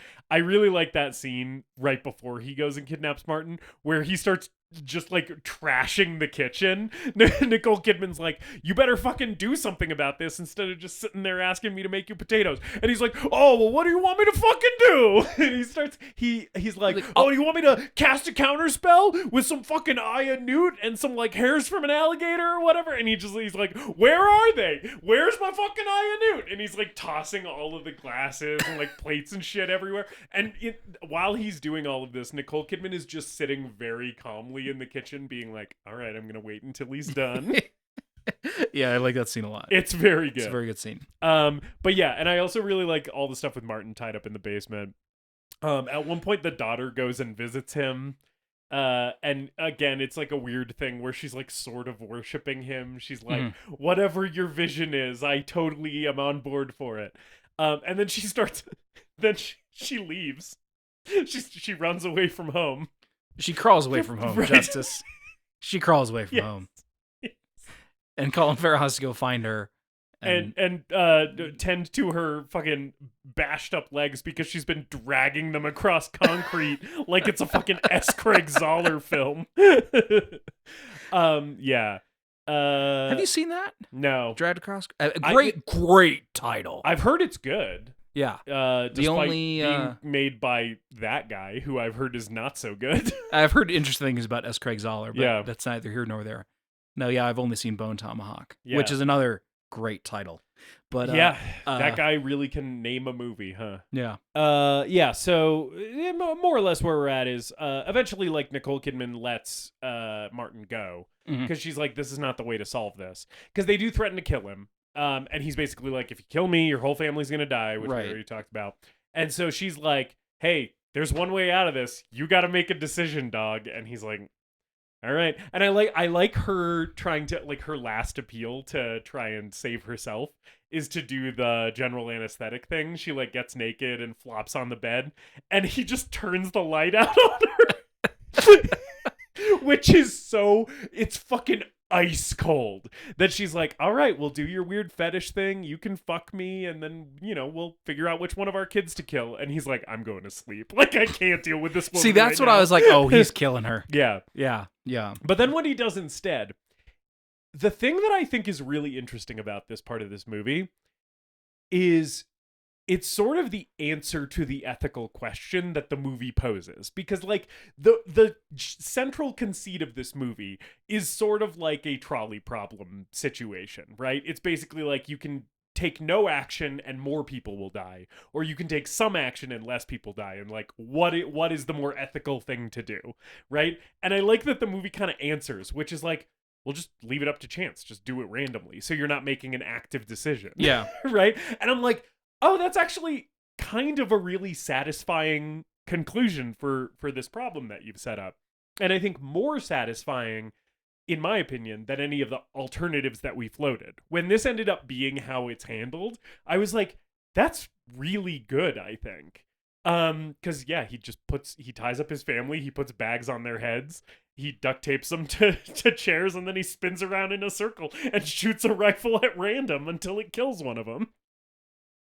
It's a really, really good thing that he chose a bolt-action rifle and not like an assault rifle or a shotgun. Yeah. You'd have a few dead family members on your hands at that point. Yeah, accidentally kills his whole family. Yeah. I think it's funny how anticlimactic yet satisfying it is. Yeah. When it just ends with him shooting Bob, and Yeah. Bob bleeds out and dies. Yep. And just at random. I am sort of expecting once it becomes clear that he's not going to kill someone. Bob's begun bleeding from the eyes, and that's what prompts this. Yeah. Like, sorry, we forgot to mention that because bleeding from the eyes takes so long. It takes so long to get to that point. But it is pretty cool once it happens. Yeah. The effect is kind of cool. Yeah. It is like knowing how absurdist fiction often ends, where like everyone dies. I was sort of expecting that was the way it was going to go, and I'm like, no, I think it is more interesting in the end that just Bob dies, and now they have to live in this world where and go on as a family where this horrible traumatic event happened to them. Yeah, and it's like, well, Dad killed Bob, and now we just all live with that. And that's sort of the tone you get from the final scene where they go to the cafe where normally Martin and Stephen would go to. Yeah. And Martin's there at the same time, and they just sort of look at each other and walk away. And I really like the very loud, intense, operatic music. Can we talk about the music? Yes. But we haven't talked about the score at all. Go ahead and finish your thought. But I like the big operatic swell while the daughter's putting ketchup on her French fries, and Martin is very slowly sipping water through a straw. It's like, it's the least dramatic visuals of the movie with like the most dramatic music and the most dramatic like cinematic language, because it's all in slow motion and there's like extreme close-ups of the ketchup hitting the fries. It again feels like a joke by the movie, being like, oh yeah, we treated him shooting his own kid as kind of like an anticlimactic moment, and now the moment that we are giving all the climactic gravitas to is like Barry Keoghan sipping water through a plastic straw. Yeah. You know, it just feels very pointed to be like, we intentionally undercut your expectations and then like subverted them, you know? Yeah. What did you think of the music in the movie? This time it really stuck out to me and I fucking loved it. I loved the score in this movie because it is like, it's so over the top and extreme and insane at various moments where like, you know, like a conversation between Steven and Martin will be happening and it'll be mostly silent. And then there will be like a huge discordant musical sting, like a musical jump scare almost. And like this kind of like eerie, like horror score, shit. I really vibe with it. I think it's good stuff. Yeah. Okay. How'd you feel about it? I think the score is musically excellent. Yeah. I think it has so many interesting textures, and the instruments that they're using, it's weird and noisy and industrial at points, and then other times it's operatic or discordant and sort of like horror score. I have some issues with how it's deployed in the film itself. I think there are points where it becomes intrusive and tries to wring tension out of a moment that doesn't necessarily have any. Okay, or I could see that. There's parts where it becomes the A24 Right. stereotypical scary, weird, discordant music over something just sort of normal happening. Right. That's Over footage of the Cincinnati skyline. or yeah, whatever. yeah. But with Yorgos's sensibilities and his sense of humor, I can also sort of see it being a little tongue-in-cheek, too. Yeah, that's how I read it, right? Is Um, that it's sort of like a joke in and of itself how the score is being used. Yeah. Yeah. I think some of those moments you're talking about where, like, it's a conversation happening and then a big note happens that sort of interrupts things. I seem to remember that during the torture sequence. Yeah. I remember that being a very good use of the music there. Yeah. So some mixed feelings, but overall, I'm positive on the music too. Yeah. I also think the movie. We didn't really talk about this. I think the movie looks really good. Me too. I love the way it's shot. I Yeah. love the tracking shots through the hallways and stuff. And I just love where he puts. I love where he puts the camera. Yeah. And I'm thinking like David Lynch as John Ford in The Fabelmans, being like, when the horizon's at the top of the screen, it's interesting. When the horizon's at the bottom of the screen, it's interesting. When the horizon's in the middle, it's fucking boring. And he does that a lot, Yeah. where he'll put the camera really high or Right. put the camera really low. Yeah, one of the ones that really stuck out to me is it's one of the scenes where Colin Farrell's walking through the hospital and he like walks into the kids' room while they're like laid up in their beds, and the camera's just really high over his shoulders, and then when he goes into the room, the camera is like almost like at the level of the door frame when he walks through the door. It's just like, yeah, it's interesting that they did that. Yeah. It's interesting that the camera is so fucking high, you know? I- and like when it's directly overhead when Bob collapses after going down the escalator. Yeah, that's what I was gonna say. Okay, yeah. Sorry, when he didn't mean to steal your fucking thunder. gets to the bottom of the escalator and it takes really, really long, and then he just fucking drops. Yeah. I thought that was a really good And shot it's like too. directly overhead, but like dozens of feet above their heads for like no reason. It's great. It's a really interestingly composed image. Yeah. I really love how this movie looks too. I think Yeah. it looks great. I also think the color in this movie is great because it's like, it doesn't have that totally like desaturated blue-gray Netflix prestige drama aesthetic. Yeah. It has like a good version of a similar type of look. I think the look of this movie is what that bad washed out look is trying to emulate. I think the image quality and the color grading is very bright and vibrant, but the colors that we're dealing with in the sets and the costumes are very gray and monochromatic and muted. Yes. And that's what makes it so interesting. Yeah. It doesn't, but because it I think the Netflix prestige drama thing is a good comparison because it doesn't feel like that. It is. It feels it's like its what those own are thing. trying to do. Yeah. Yeah. But failing. Yeah. Yeah, I don't know. The only other things I wanted to say about this movie is we didn't talk about the spaghetti. Oh God. We should talk about the spaghetti and then wrap this up. Wow. The Foley, some of the Foley in this movie, by the way, just in general, is incredible. The Foley on the spaghetti is fucking repulsive. The way it's like squelching as he's twisting his fork around in it, it's like the close-up too on the spaghetti, and the way that the light from the window, because the window is lighting the scene. It's like there's no lights on in the room. The way the light is catching the spaghetti in that close-up, it just makes it look like it's like fucking intestines or something. It looks horrific. Also, he's eating spaghetti for breakfast. It is like 8 a.m. in the scene where Nicole Kidman visits him and he's eating the spaghetti, and which is fucking psycho shit. And he's wearing boxers too. Yes. Yeah. And or really short shorts. I can't tell. It seems like boxers. He's though. getting the spaghetti all over his face. It's just it's giant forkfuls of it.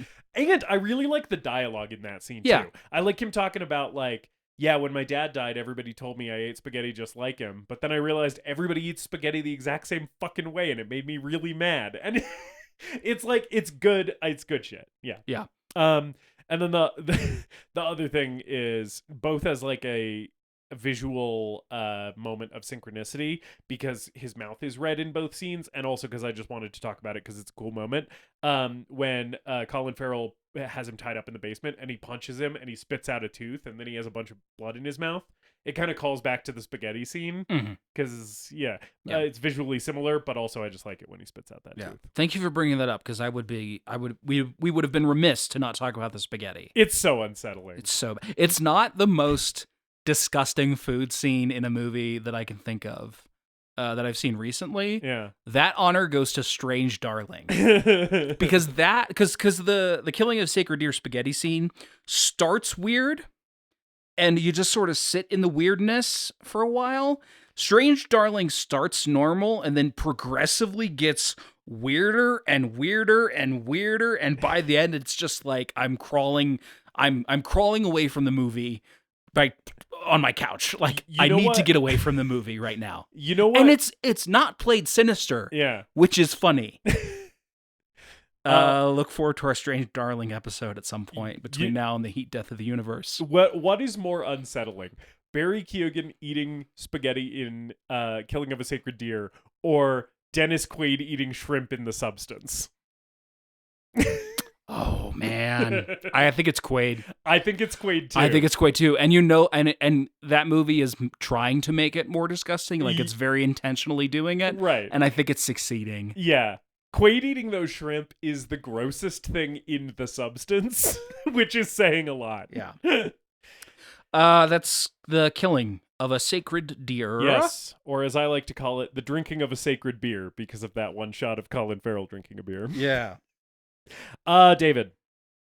Justice. Is Killing of a Sacred Deer the greatest movie ever made? Is Killing of a Sacred Deer the greatest movie ever made? That's the question of the day, isn't it? It is. It's the question of the hour.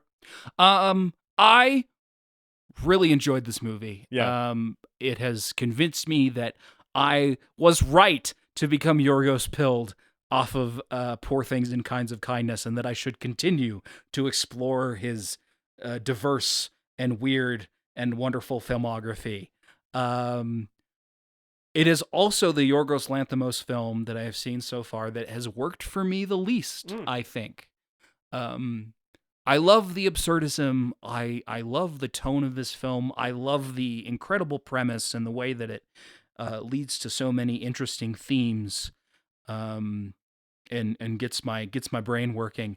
But I do feel like it's a little bit more sluggish than it needs to be, and is missing some of that emotional core that something like a movie from David Lynch would really hook me with. I think this is a really compelling and interesting idea, an interesting world with interesting characters that does sort of lose steam at a certain point in the film, and doesn't really revive. That interest isn't really revived for me until the third act. Yeah. But I really enjoyed it, and I'm glad that you brought it. You picked it for the show, but I don't think it's the greatest movie ever made. Fair. Yeah. Justice. Yes. is The Killing of a Sacred Deer, directed by Yorgos Lanthimos. The greatest movie ever made. David, no, it's not. I'm also going to give this one a no.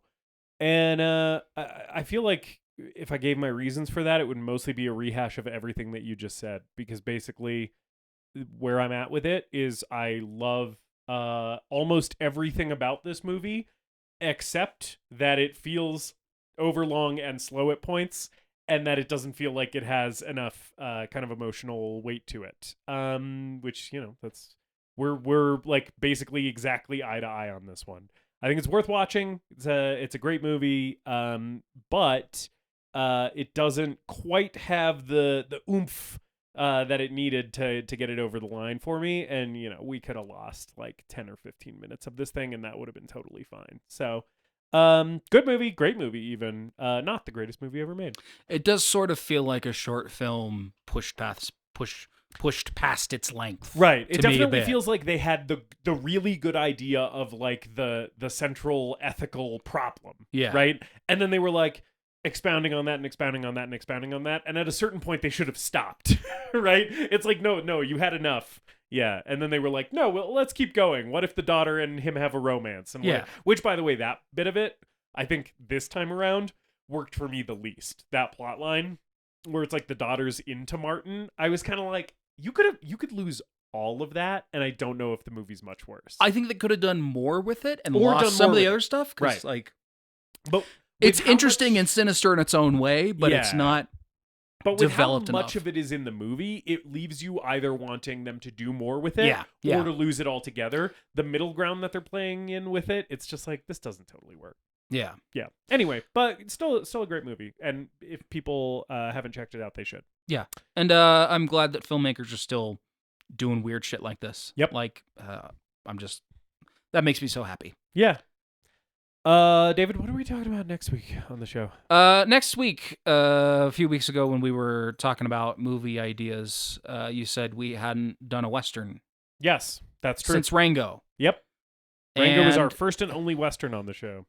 So, we're also going to do, we're going to do another Western, and we're also going to do a sort of non-traditional Western. Okay. We are doing an Australian Western, a meat pie Western. As they're called, from John Hillcoat and screenwriter Nick Cave, called The Proposition, with Guy Pearce and Ray Winstone. Fuck yeah. Ray Winstone making an appearance in another Western. Oh shit, I didn't even realize that. Yeah. Ray Winstone's going to be 2 for 2 on the Westerns we've covered. We got Danny Houston in there. We got Emily Watson. We got fucking Faramir. What's his name? We got Faramir in there. Yes, it's a an Australian Western set in colonial Australia, and it's a good movie. We're gonna talk about it. All right, so join us down under next week for the second Western in the history of the greatest movie ever made. Normally you say this part, but I'm already talking, so I'll just say tweet about the show, talk about the show, tell your friends. Follow us on all the social medias. Subscribe if you're not subscribed. Give us a fucking review. Give us a review and a rating and whatnot. And, until next time. Later, dipshits. We hope you enjoyed this episode of The Greatest Movie Ever Made. Please remember to leave us a rating and a review, and to subscribe to the show wherever you listen. We appreciate you supporting the show and spreading the word. Tell your friends to listen, tell your enemies to listen, tell your mom to listen. If your neighbor has an unsecured Bluetooth speaker, connect to it and play an episode. You can follow us on social media at TGMEM_podcast. And if you've got a movie that you want us to talk about, send us an email at thegreatestmoviepodcast@gmail.com.